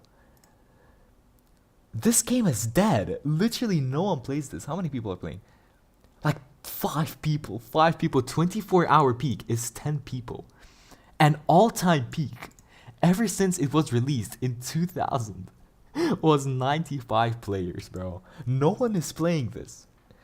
Then we have Half-Life, the original. Half-Life Blue Shift. Half-Life 2, and Half-Life 2 and all the Half-Lives except Blue Shift and Opposing Force were like 100% made by Valve. Counter-Strike Source, Half-Life 1 Source, which they basically took Half-Life 1, like the first Half-Life, and they put it in the Source engine, and this is like the broken version of the game. So you see this is like the Half-Life 2 Water, but this is like Half-Life 1. And they also changed the lights and the reflection. Pretty solid game if you have the mod, to be honest. Yeah, these are like... Bro, it doesn't even look like it's on Source in the screenshots, to be honest. And then we have Half-Life Deathmatch Source. We have, like, the original... Where this came from is they made Half-Life 2 and then they made Half-Life 2 Deathmatch. And it's basically just Half-Life, but it's like a... It's basically like Deathmatch Classic. It's just like an endless shooter, arena shooter. So they took Half-Life, they put it into Source, and they made an arena shooter out of it as well. You see? So like nothing too special. Like I'm probably gonna try this when I get the PC because Source engine works like dog shit mostly on my virtual machine. And yeah. Then we have Half-Life 2 Episode 1, which is which is a heavily upgraded version of Half-Life 2 and it's like the next chapter. Then Portal, I'm literally stuck at the last level. I'm about to finish the boss fight. Half-Life 2 Episode 2, which is the best version of Half-Life 2 we have yet. Left 4 Dead 2, Portal 2, Portal 2. Portal 2 is like probably the best Source game we have. Like it's so surreal, it's so beautiful. Then Counter-Strike 2, which is made on the Source 2 engine, so it's not the Source game anymore. Team Fortress 2, Dota 2, and The Lab. And yeah.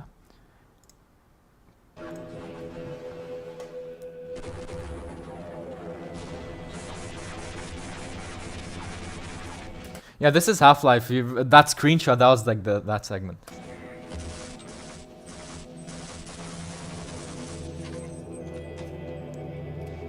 To mark the occasion, we reunited the original development team to talk about their memories creating Half-Life.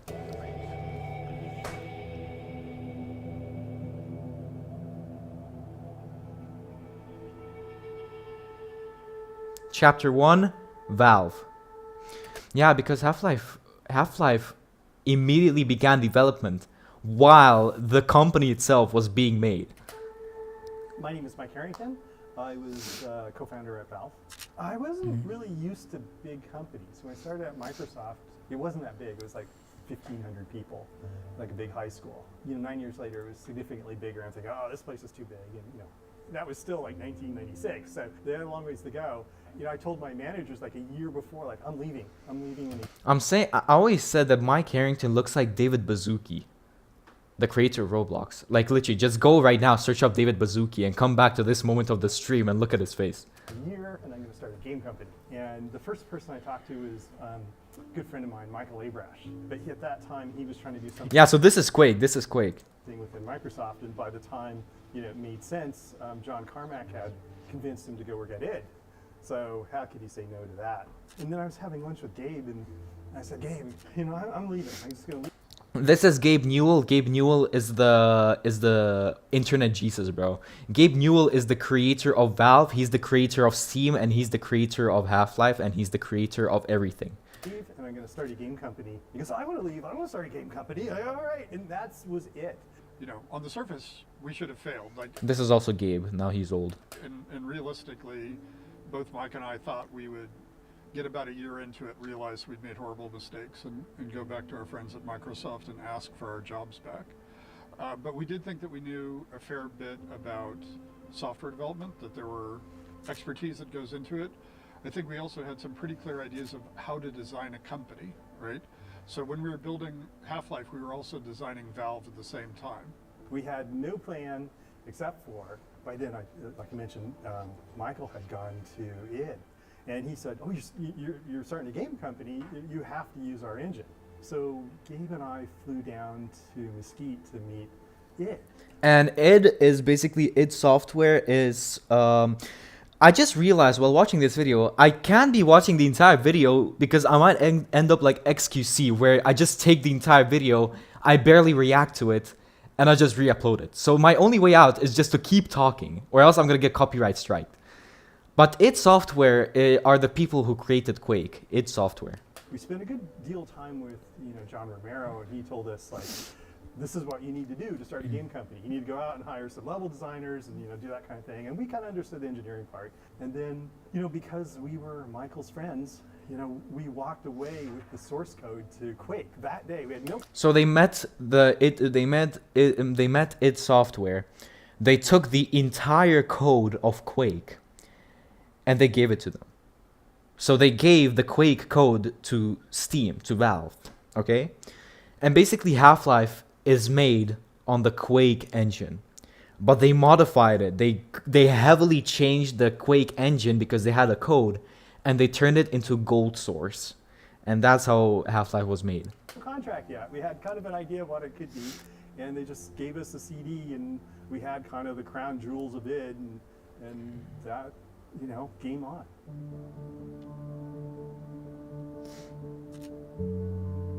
I think most of us had no game development experience. We were either amateurs working in our homes at night for fun, or some people were from the software world, but they had never worked on a game.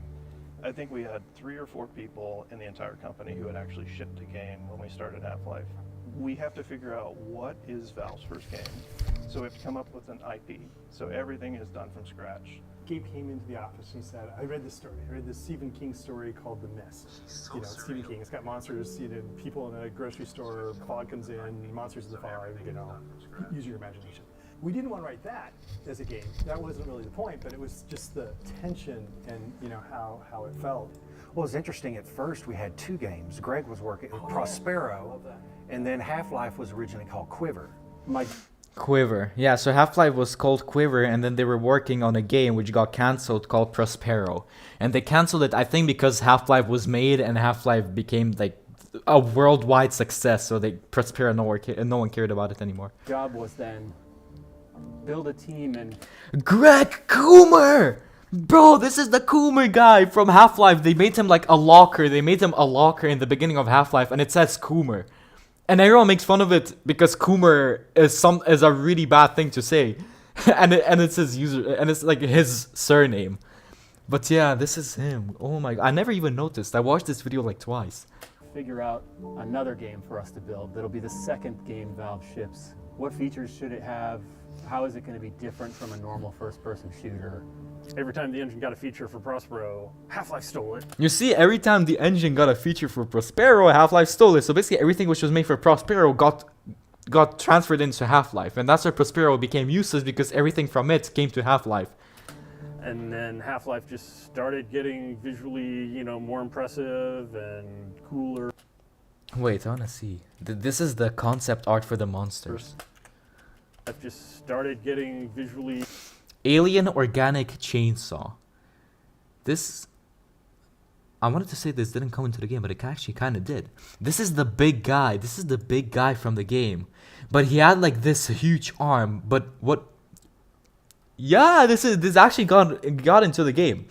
He would shoot like these organic arrows at you, which would basically like cut through your stomach. Like they would pin into your stomach through his hand. And then he had like a third hand coming out of here.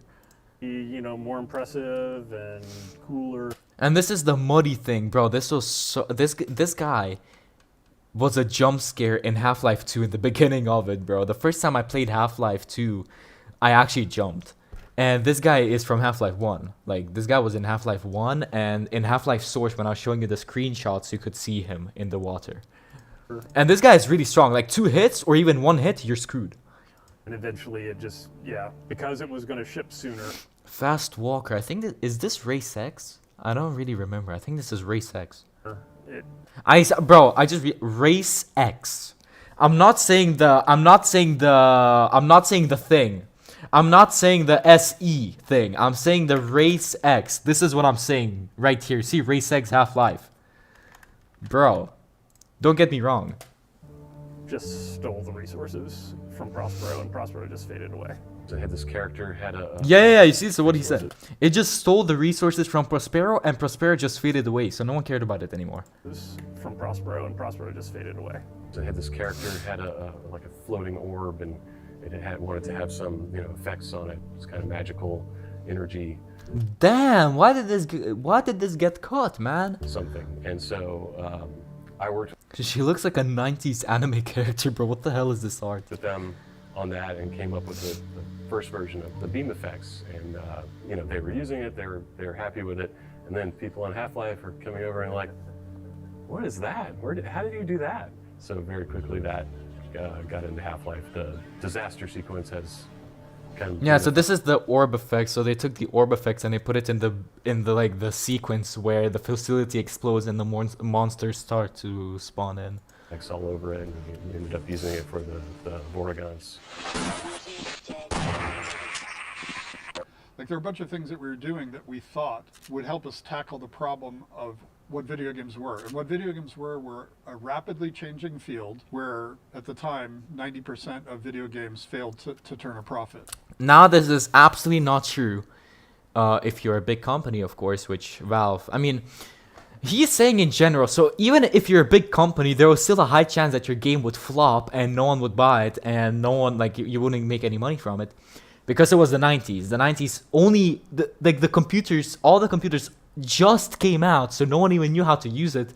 So even our parents, who were young, like us, they would act like our grandparents today, who know nothing about how to use computers. So that's why people wouldn't really bother buying a game, and there's like a 90% chance that you wouldn't make any money from it because of a deficiency of money. But now this is not true. Like, if you make a game and you're a big company, you're like, it's like a kind of a 50-50, but there's a 60% chance you might actually get money, or 70% chance you actually might make a profit.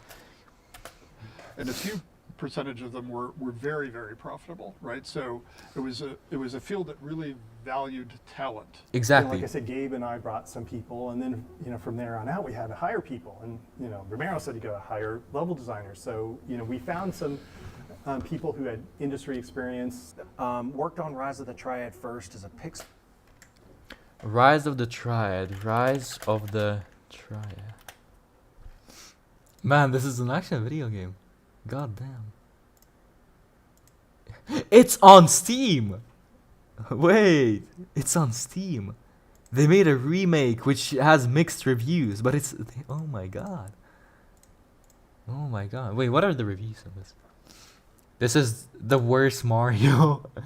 Especially... okay, this is in Russian. Okay, bro. This game is a big reason why retro shooters are as popular as they are now, but playing it right now is painful. The game is broken. All basically it's broken. But like the original, he worked on the original. That was a remake.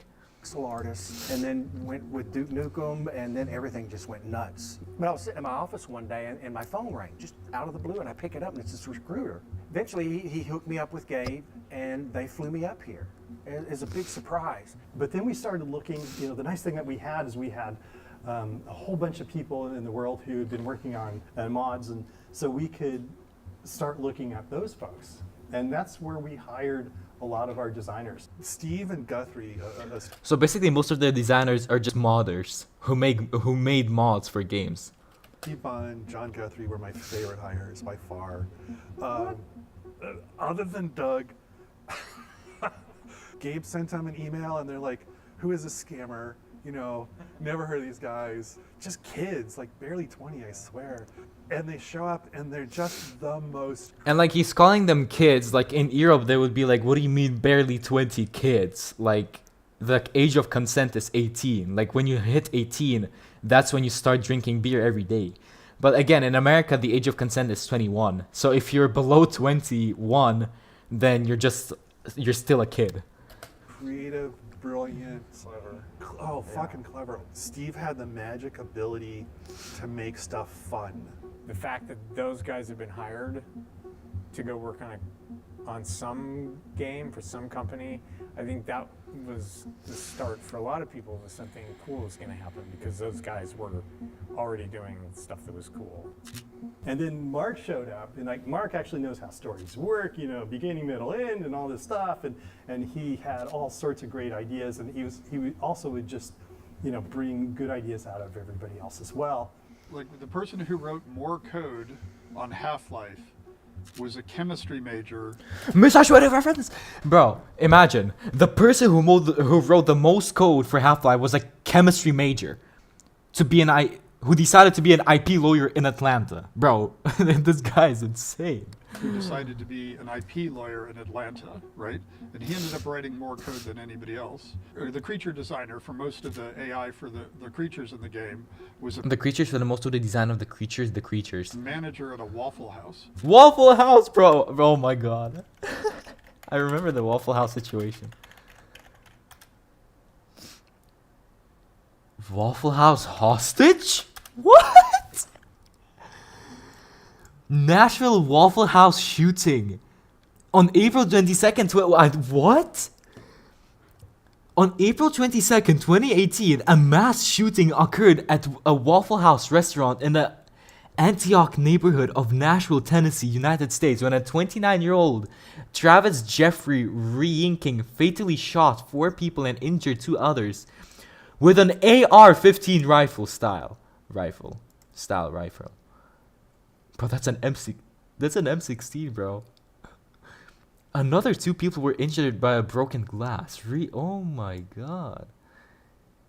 Re-inking was rushed by an unarmed customer, James Shaw Jr., who wrestled the rifle away and stopped the shooting spree. Re-inking was captured on April 23rd, ending a 34-hour manhunt. Bro got his gun stolen and just decided to kill the entire residents of Tennessee. God damn. Due to severe schizophrenia, Re-inking was initially found incompetent to stand trial and committed to a mental hospital for treatment. Later, that decision was changed and Re-inking was put on trial for 4 counts of first-degree premeditated murder on January 31st, 2022. Bro, what? They waited for they waited 4 years. Almost 4 years, and then they changed their opinion. He was convicted of the charges on February 4th, 2022, bro. During this time, we had online school because the coronavirus was coming back. It's not like there are a bunch of people that you can say, oh, this person, has a PhD in video game design. It was that combination of both finding those people when it wasn't necessarily easy to find them at that stage in the video game industry, and then also convincing them that it was a better place to work than anybody else.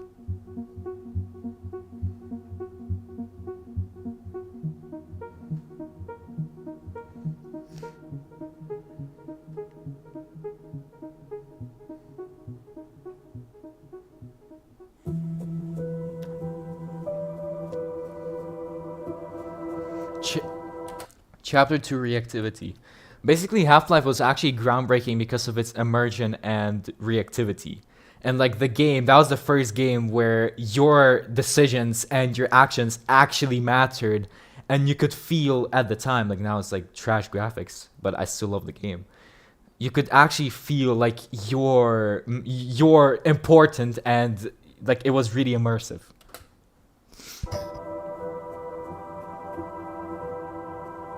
One of the things that I definitely learned was how to hire engineers.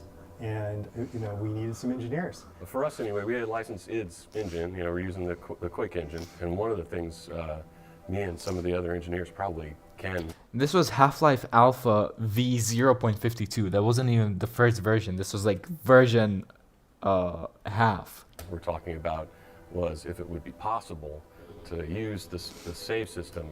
So if you were paying attention, this is the crosshair from Quake. So that's how you know that this was made in the Quake engine. To kind of like join our levels together in a really seamless way. So you get to the end of the level, save stuff, and then load some of it on the next level, and have it just feel like the world's all connected. And so we had like every once in a while a hallway or the train would get to a point and you would have a little stop for the level to transition. And so he wrote that code leveraged on top of just the save load code to do the transitions. And I think in Half-Life 1 we got most of the transitions were... Bro, the headcrafts look so trash in this version. A second or two. I remember when we went from 8-bit to 16-bit, like, hey, we don't have to have all our textures fit in a certain, 256 colors. That was a huge liberation. The two tech investments. Yeah, because before 16-bit games, which was like late 90s, all games were 8-bit. And 8-bit had like was like 256 colors only. 16-bit got 65,000 colors.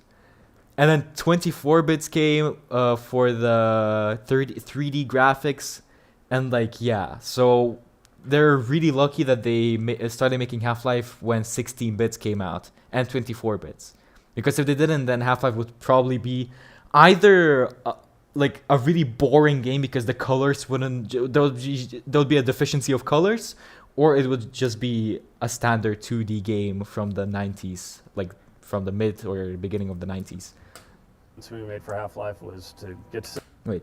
Advanced graphics engine, 16-bit rendering, 65,000 colors with 24-bit support for 3D graphics cards means your opponents are as lifelike as they are deadly. 16-bit color and skeletal animation for all the monsters. Yeah, so this is the monster from Half-Life 1, the one that in the concept art. Extraordinary realism, monsters have the most fluid and intricate motion ever seen in an action game, thanks to Half-Life's skeletal animation system. Half-Life was the first game to introduce actual like animations for NPCs, and they used like virtual skeletons. So I don't know how to explain, like skeletal animations to make it come true. But at the time, it was completely revolutionary. Your Quake characters were, it's like a text file of vertex positions over time. I wanted so much more animation, and I wanted the animators to have the freedom to put in. This is the stupid shit that was flying in Zen, and it would like deploy vortigons.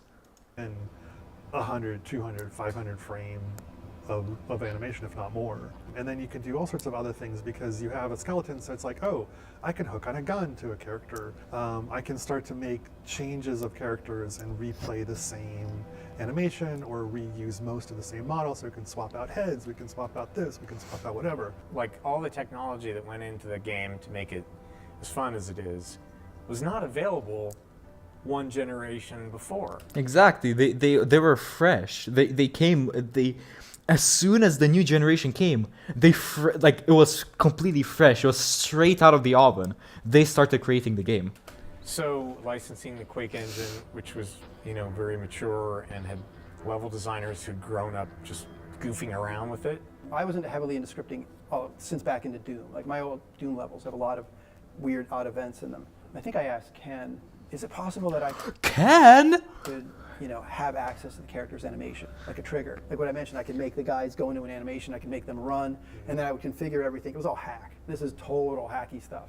And that is mostly what I built, was like things like characters reacting and jumping out are made to look like. You see, so these are like the skeletal animations. They're later gonna show like how there's like a 1 millimeter thin skeleton all around the character, which allows them to animate him. Or I use a push brush to throw a head crab out to make it look like it launched at something. Or if a loud sound happened, they would respond, yeah. Would So- cower.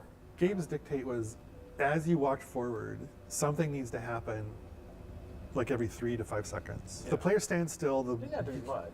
universe can be quiet. But if they move forward, if they're active, the universe needs to play back something, needs to do something, even if it is Yeah. a scripted sequence or even just a an interesting sign or a something. sound or some vignette or something. So I came up with this interaction method where you could do little AIs where the characters would talk and interact with you a little bit. And then we wanted to do spectacle, and that was scripted sequences where you could tell a character, you need to run here and then jump into this animation, and then have a bunch of you all synchronize your animation because it's somebody flying through the air, they're smashing something, or they're doing something like that. Yeah, and then test it. No, that was fucking brutal right now. I watched this, that's so brutal. In the original Half-Life, that didn't happen. Like, don't think. Scientists and the Barney clones, the cops, they work together. No, that didn't happen. But bro, that's actually like so sad. To figure out, like, oh, this is real easy to break. That was the roughest thing about scripted sequences, where you'd have like a head crab jumping on a scientist or something, and it's like, yeah, it works totally fine 90% of the time, but some people just sprint right at the scientist, and This is the Half-Life. This is like the actual Half-Life now. sometimes we have to put them behind glass. And Sometimes get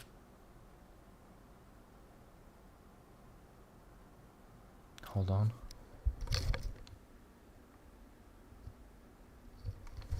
I thought my parents came back.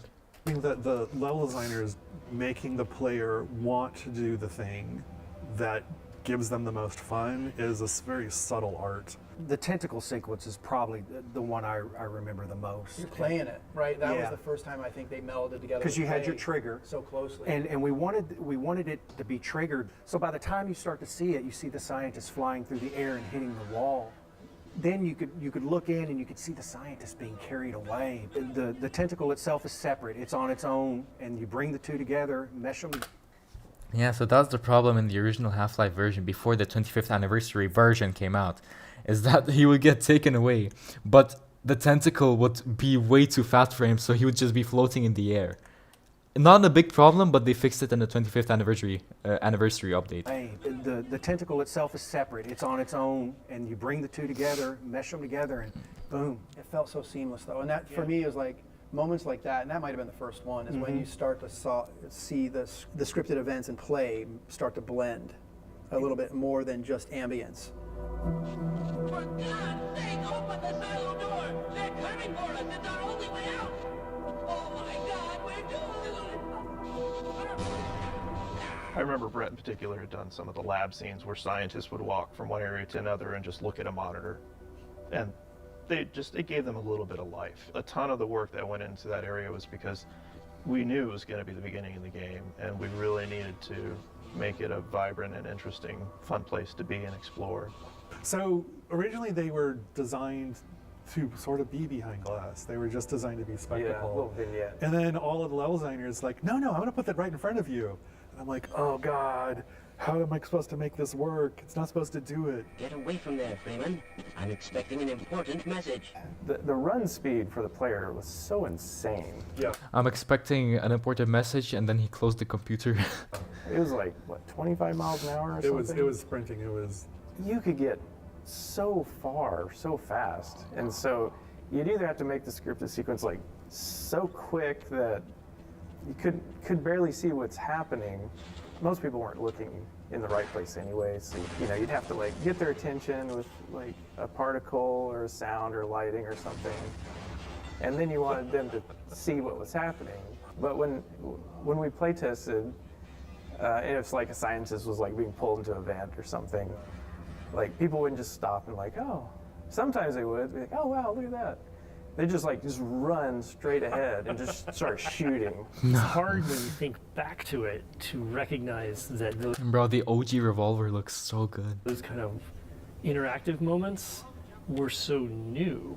Like people just hadn't seen them. It was worth it because No other games were doing that. No other games had that interactivity. No other games had that spectrum. I died in this part so hard. Basically, the chapter starts as soon as the entire ceiling starts to fall on you, bro. And I didn't know that I had to like jump on these rocks, climb through here, and then go in there. Like all playing out in front of you, and it just added that whole feel of Half-Life.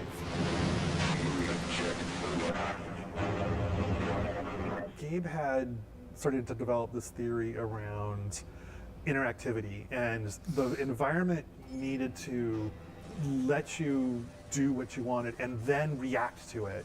So if you did something, I didn't do this. I didn't cover myself with any boxes. When that thing started to shoot, I had two options. I could either just knock it down, or I just ran. Like, I just ran through the room, fully exposed, and I just prayed to the god that I would manage to survive it. Shot your gun. Which I actually did. There needed to be a bullet hole in the wall. If you did a thing, people needed, other characters needed to react. The world is acknowledging you exist. The world is acknowledging all of your actions. Exactly, the world is acknowledging that you exist and all your actions. Exactly, that's like the main theme of Half-Life. And that's this huge part of reinforcement. And you'd have these conversations where you'd be sitting in a design review and somebody'd say, that's not realistic. And you're like, okay, what does that have, explain to me why that's interesting, because in the real world, I have to write up lists of stuff I have to go to the grocery store to buy. And I've never thought to myself that realism is fun. I go play games to have fun. And so we had to come up with some notion of what fun was. Exactly, some people complain, they're like, oh, Minecraft isn't fully realistic. Like, bro, what are you talking about? Like, okay, Minecraft, most of the things about Minecraft give you the impression that it's supposed to be like a realistic game, but it should not. Like, it doesn't have to be. Like, it can be anything it wants to be, and that's why Minecraft is fun, because half of it is realistic, half of it is actually just a video, everything a normal video game would have, something made up with imagination. We knew it was an ad hoc definition, and it was the degrees to which the game recognizes and responded to the player's choices and actions, right? In behavioral science, you would say we were explicitly talking about what were reinforcers and what the reinforcement schedules were, right? At that point in time, that was a useful way of making design decisions. The point I would make is, if I go up to a wall and shoot it, to me, it feels like the wall is ignoring me. Exactly, bro. Old games, if you shot a wall, absolutely nothing would happen. The wall wouldn't get anything in it. There wouldn't be a hole, there wouldn't be a bend in it, nothing, zero. But in Half-Life, if you shoot something like a wall, especially in Half-Life 2, if you hit it with anything, there's gonna be a little dent in it, which makes it you get the impression that something's actually happening. You shot that wall, there's a mark after you. I'm getting a narcissistic injury when the narcissistic injury, bro. World is ignoring me. So does this, to me, I was trying to convey to the user a sense of, yes, you were making choices, yes, you were progressing, which meant the game had to acknowledge that back to you. If you shoot at a wall, there have to be decals. If you kill a bunch of Marines, the Marines have to run away from you, right? You have to have this sense of the game acknowledging and responding to... And to be honest, when the Marines would run away from me during my playthrough, I played Half-Life only once. Again, I'm planning to replay it either in Source or just replay it in Black Mesa. But when they used to run away, I always found it so annoying. Bro, why are you running away? And after this came out and I watched it, I mean, not after this came out, after I finished the game and I started watching this documentary, then I realized that, bro, they were running away because it's a part where the world becomes immersive. I realized, bro, they're running away because they're injured, so they're running away from me, so I can't shoot them. And only then I realized it, but before I was so annoyed of it. The choices and actions and progressions that you've made. Otherwise, it loses any sort of impact.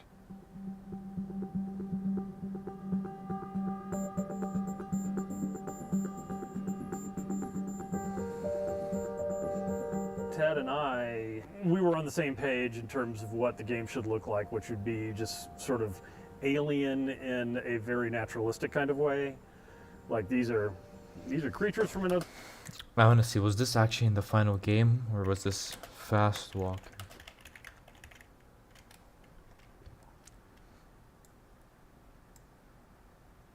Yeah, highly intelligent, the Fast Walker was to be an ally of Gordon, learning to love him along the way. Yeah, so like, yeah, it didn't come into the final game. It was just like a concept for it. Other dimension, other planet. Now this was in the final game. This would spit like some, I think, acid or something at you. That look And it would do a lot of damage. like they evolved in a way, and Chuck had a very, he came from Duke Nukem. He made a bunch of monsters that went in a sort of a different direction, and for a while the game had a hard time coalescing around a single vision. All the ones that looked like genitals were Ted's. And all the ones with shiny bits that looked like alien soldiers were Chuck's. That was a thing when I first came in, Ted's style and mine. And trying to figure that Trying out. to find the harmony between the two to make it work. Yeah. Ted had, he really liked the Wayne Barlow aesthetic, and I had a little bit different, but This also wasn't in the game, bro. What the hell is that? it worked great. Ted made these really weird. He did the head crab. You know, that's pretty much the symbol of it all. And I remember taking his head crab and putting it on a scientist and making the zombie. Right. Well, we pretty much we talked, and it's like, okay, we'll do. You do that, and Ted did the soldiers. I did the scientists. I did a lot of the aliens, and with the Hornet gun, I did the Hornet gun for that one as well too. You know, the alien slave. Well, I did some animations for the bull squid or bull chicken. I have to call him that. But that's a Ted creature there. The Hound Eye was Ted's as well. Yeah, a lot of the fleshy. If it's got a lot of flesh on it, maybe too much. Yeah, that's a Tedism.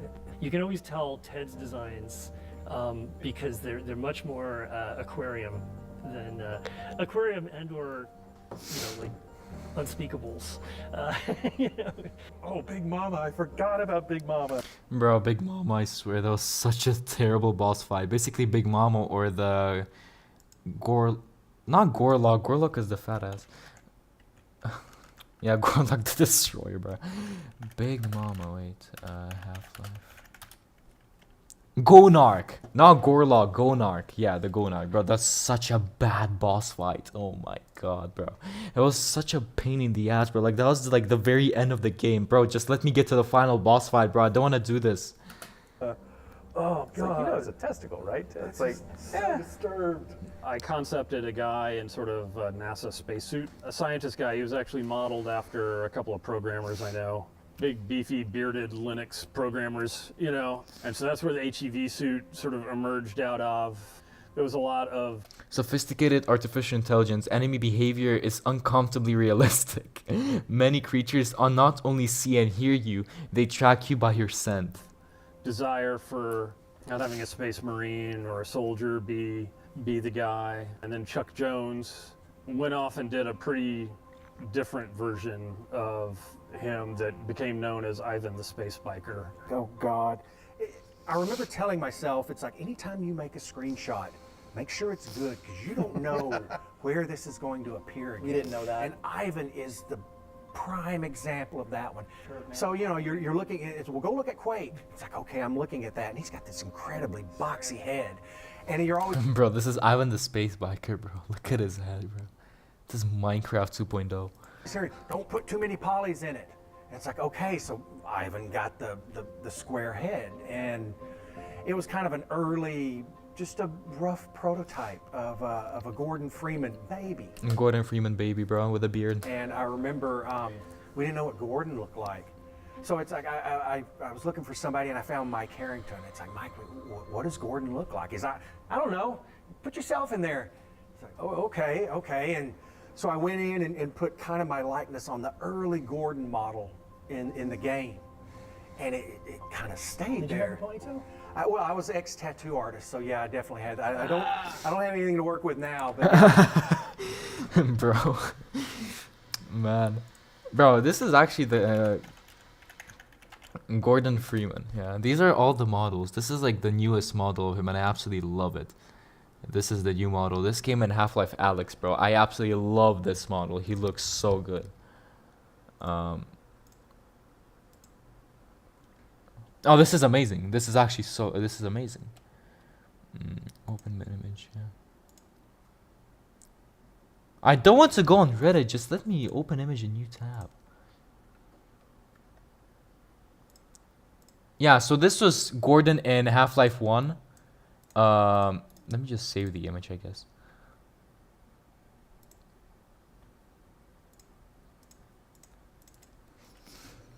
Yeah, so this was Gordon in Half-Life 1.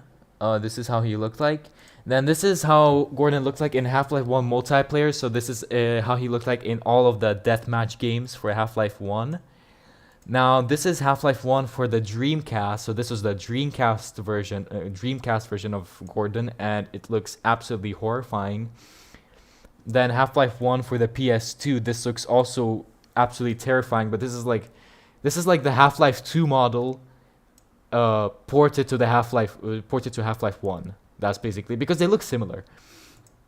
So yeah, and then we have Half-Life 2, which again, bro, like what the hell is this? And this is the Gordon I know and love. Half-Life Alyx's Gordon is absolutely fire. This is absolutely terrifying. Like I'm not terrifying, like, but I just don't like the Half-Life 2 model of Gordon. And then Half-Life Alyx, absolutely amazing. That point, I had a ponytail on. If you play the game, you know that it's Chuck. If you play multiplayer, and you see Yeah, this is the ponytail. This is the little triangle ponytail. the model, it's But yeah, if you look on the back of that, there's this little like four triangles, and he's got a little ponytail back there. I did the G-Man, and again, that one was Gabe was talking about the Cigarette Man from X. Good. So the Cigarette Man X-Files. I mean, I wouldn't say that this gives me like... I mean, this picture kind of reminds me of the G-Man. But like the G-Man wouldn't smoke 24/7 and like he wore like a bluish suit. So this is kind of what... This kind of reminds me of him, but he wasn't that old, to be honest. X-Files. So we needed our own equivalent of that. Because after a while, after playing with the game for a long time, people realized like, hey, we made this character, and just in this one office scene in the... Yeah, so this is the final version. This is the G-Man in Half-Life 1. Wait, let's compare the G-Man as well. G-Man. People are saying that the G-Man from Half-Life 2 looks like Oppenheimer.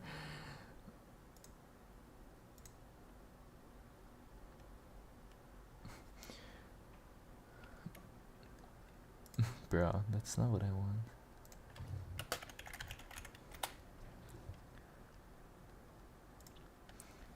Yeah, so this is the original model. What the hell are these pictures, bro? Yeah, this is basically it. So this is the Half-Life 1 version of G-Man. This is this is the Half-Life 2 version, and this is the Half-Life Alyx version here. Half-Life 1, Half-Life 2, Half-Life Alyx. So Half-Life Alyx also, the G-Man looks so fire. But I mean, I kind of like the Half-Life 2 version. I kind of like it more because he looks autistic more, and like the G-Man is mysterious. He speaks in a weird way, so this kind of suits him, to be honest. And he looks more like the Half-Life 1 version. This is more of a normal look. Like here, he looks normal. The beginning, you know, where he's behind the window and he's talking to a scientist or something, and he's like, he looks really creepy. It was late in the day that we thought, oh, okay. Yeah, he looks really creepy. So like the Half-Life 2 model looks creepy. Half-Life Alyx, he just looks like a normal guy who's just kind of mentally insane, but he looks normal.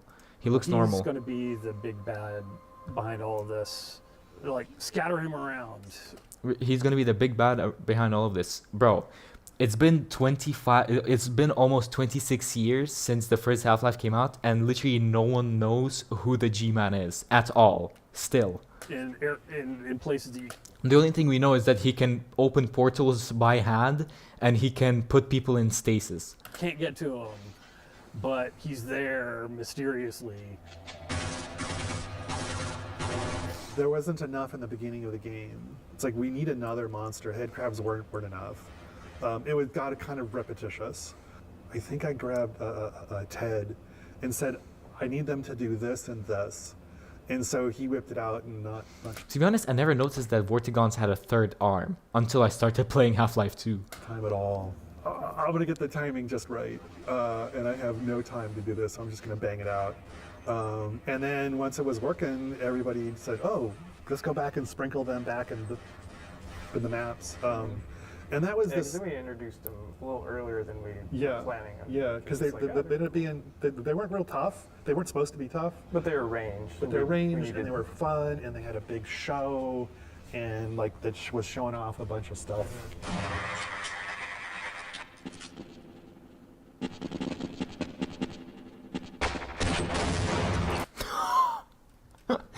Bro, okay. Bro, but I actually hated the sequence so much. Basically, there would be these guys who would dress in like black suits, and it was so annoying because they were so fast and they could like grapple on the ceiling, and they could just like escape so easily. So what he did here is like a huge W. That's like the best and the fastest solution to them. I remember the assassin came in pretty late.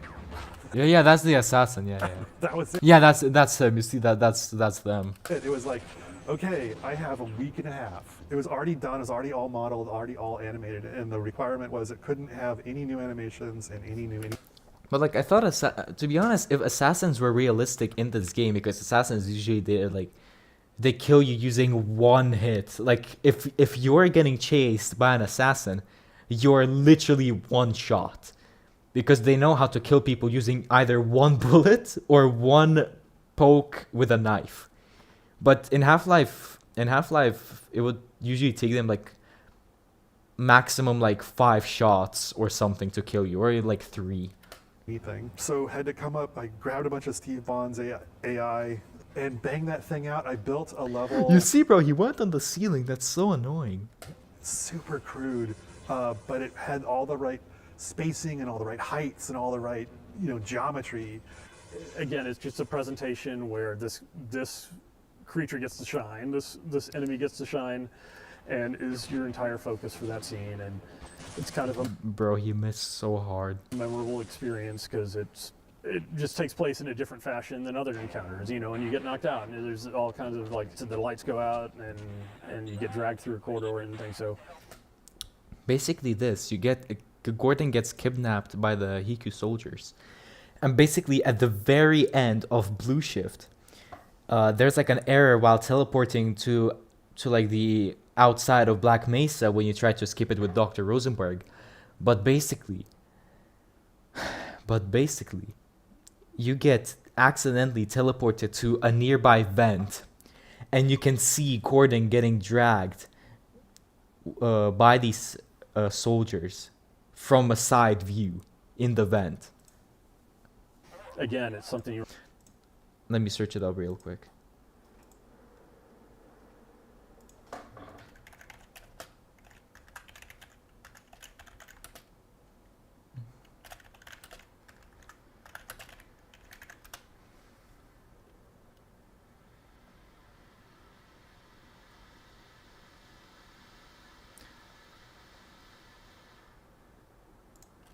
The Black Mesa Research.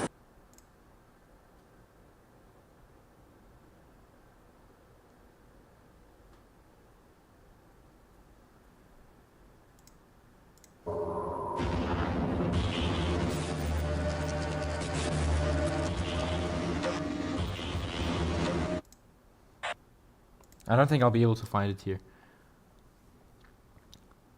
I just want to show you like how you could see in Blue Shift. Yeah, all Easter eggs. What is it? What are these PS1 graphics, bro?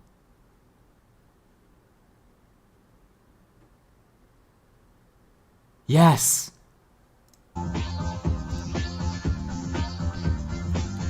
Yeah, so like you'd be in that vent, but he hacked in, and this is like how you see that he's getting dragged. You see? Yeah, so you could see it in the vent, and this is like the Half-Life original first-person view. Remember in the game.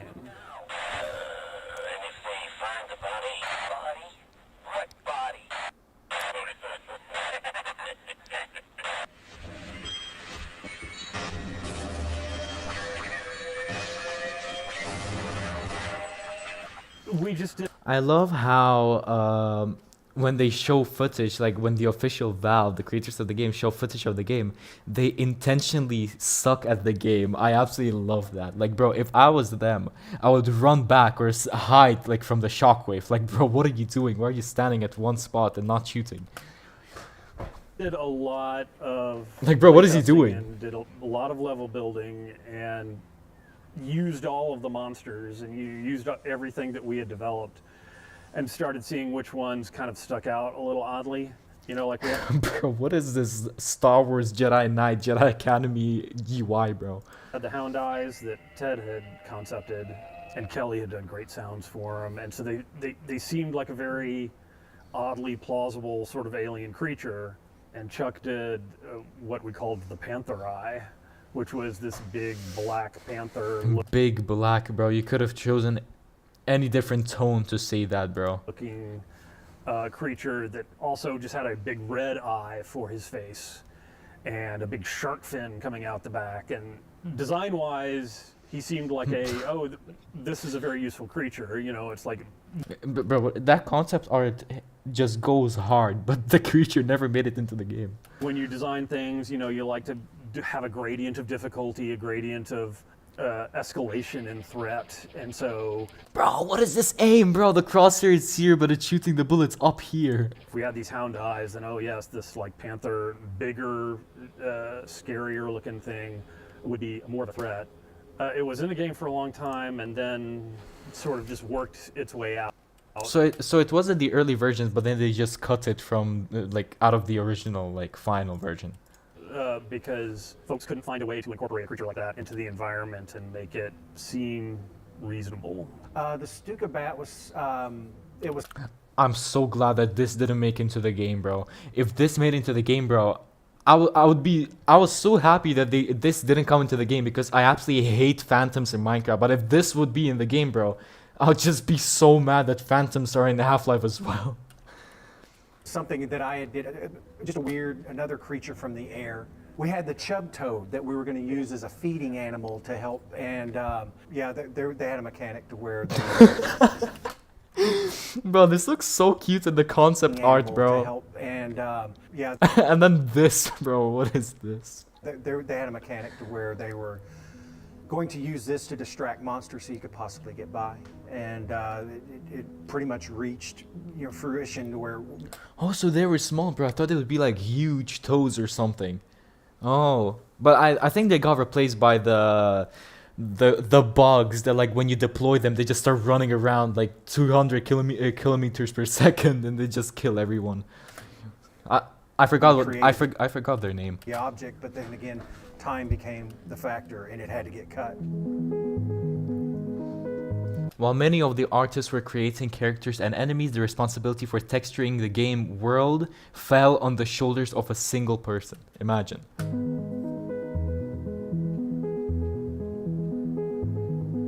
I grew up just outside DC. Her. And so there's all these like big, really banal office buildings, and that's kind of the direction I went.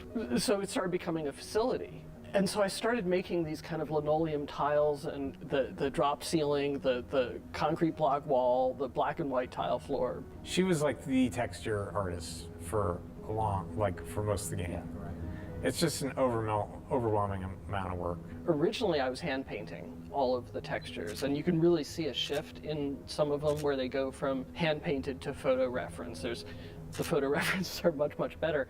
So I was all over Seattle, Harbor Island, Gasworks Park, getting rusty metal things. What can I get good pictures of that is vaguely industrial? And to be honest, now that I'm like 10 hours almost into Half-Life 2, it's so unusual seeing Half-Life 1's animations just be like so locked, like so scripted. Like they're scripted. The animations, like death animations, they're scripted, and they're really like sophisticated, if you know what I'm saying. Because like in Half-Life 2, when you kill someone, they just randomly drop. They just become like a randomly dropped ragdoll. And interesting to look at. And then how can we use this?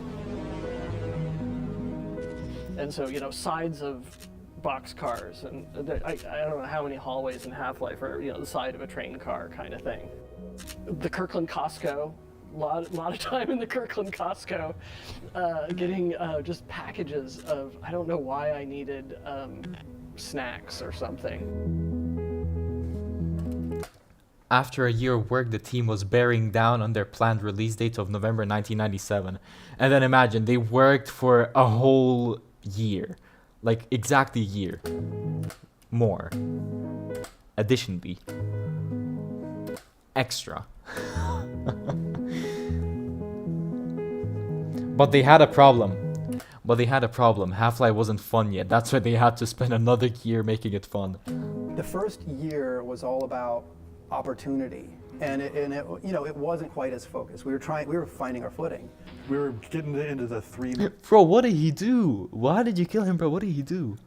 I also used to do that. months before supposedly shipping in 97, and it's like, this isn't gelling. This is really not good. This is like, you know, quick knockoff, cash grab, stupid, and let's not do that. And that's a huge W, because most game companies today would just release this. They wouldn't think, they're like, oh, what if this is a cash grab? What if it's stupid? What if it's just a copy of something else? No, they would just release it. Like, bro, consume our garbage, waste your $70 in our trash game. There was a lot of disconnect between what all of the different groups were doing, what engineering was doing and what level design was doing and what animation was doing.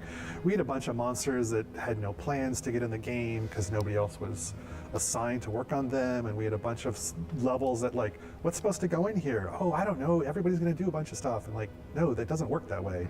So here we were, all these people doing all these cool things, and just everything's just this random collection of, oh, here's a cool moment and a cool this, and you know, and then it's gone, and you know, oh, now on to the next thing. Because the way we were building the game was, every level designer was kind of his own silo, his own universe. And I think that just grew out of our, you know, kind of mod developer roots, but it wasn't cohesive, and it certainly didn't have a, you know, a strategy for like maximizing any of that stuff. You must have been in the meeting when we reviewed all the levels. It was like the first time everybody piled into a room, right, and Gabe had his crazy Hellraiser chair with the beautiful Mac monitor, and we played for 2 days. He played everyone's levels. But I remember one moment, he turned around, he was like this with his hair, he's going, we're gonna fail, we're gonna fail, we're gonna fail, we're gonna fail, we're gonna fail. And I was just like, it blew me away. I was like, oh shit, this isn't good.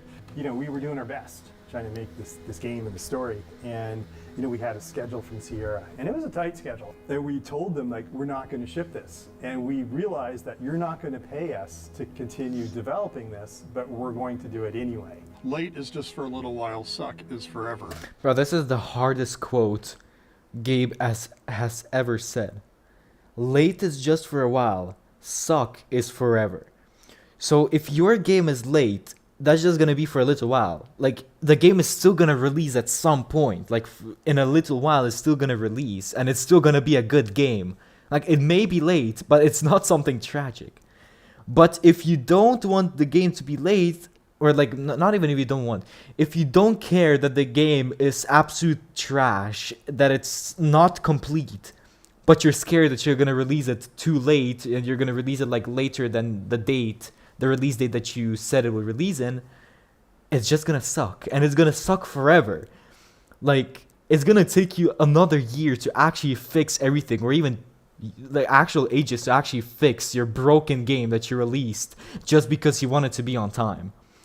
And suck is forever.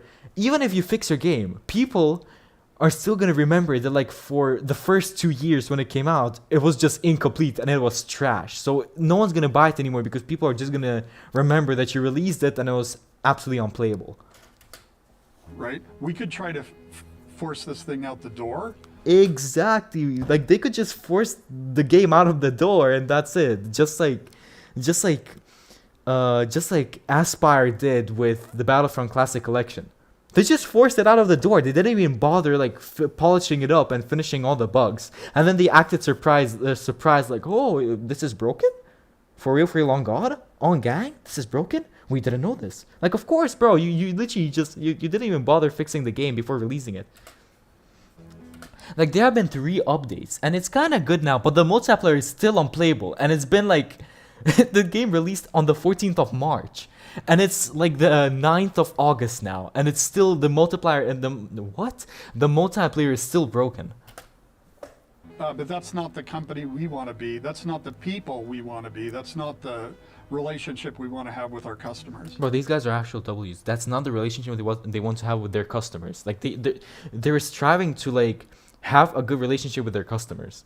Like they strived to be like in a good status and not just end up being hated by the entire community. Like, oh, they released a broken game. Oh my God, they're so bad. And so Kelly and I kind of sat down and sort of tried to take an inventory of all the cool stuff we had built and why weren't we just, building more on top of that. And those discussions kind of led to us building this kind of design cabal process to try to give some...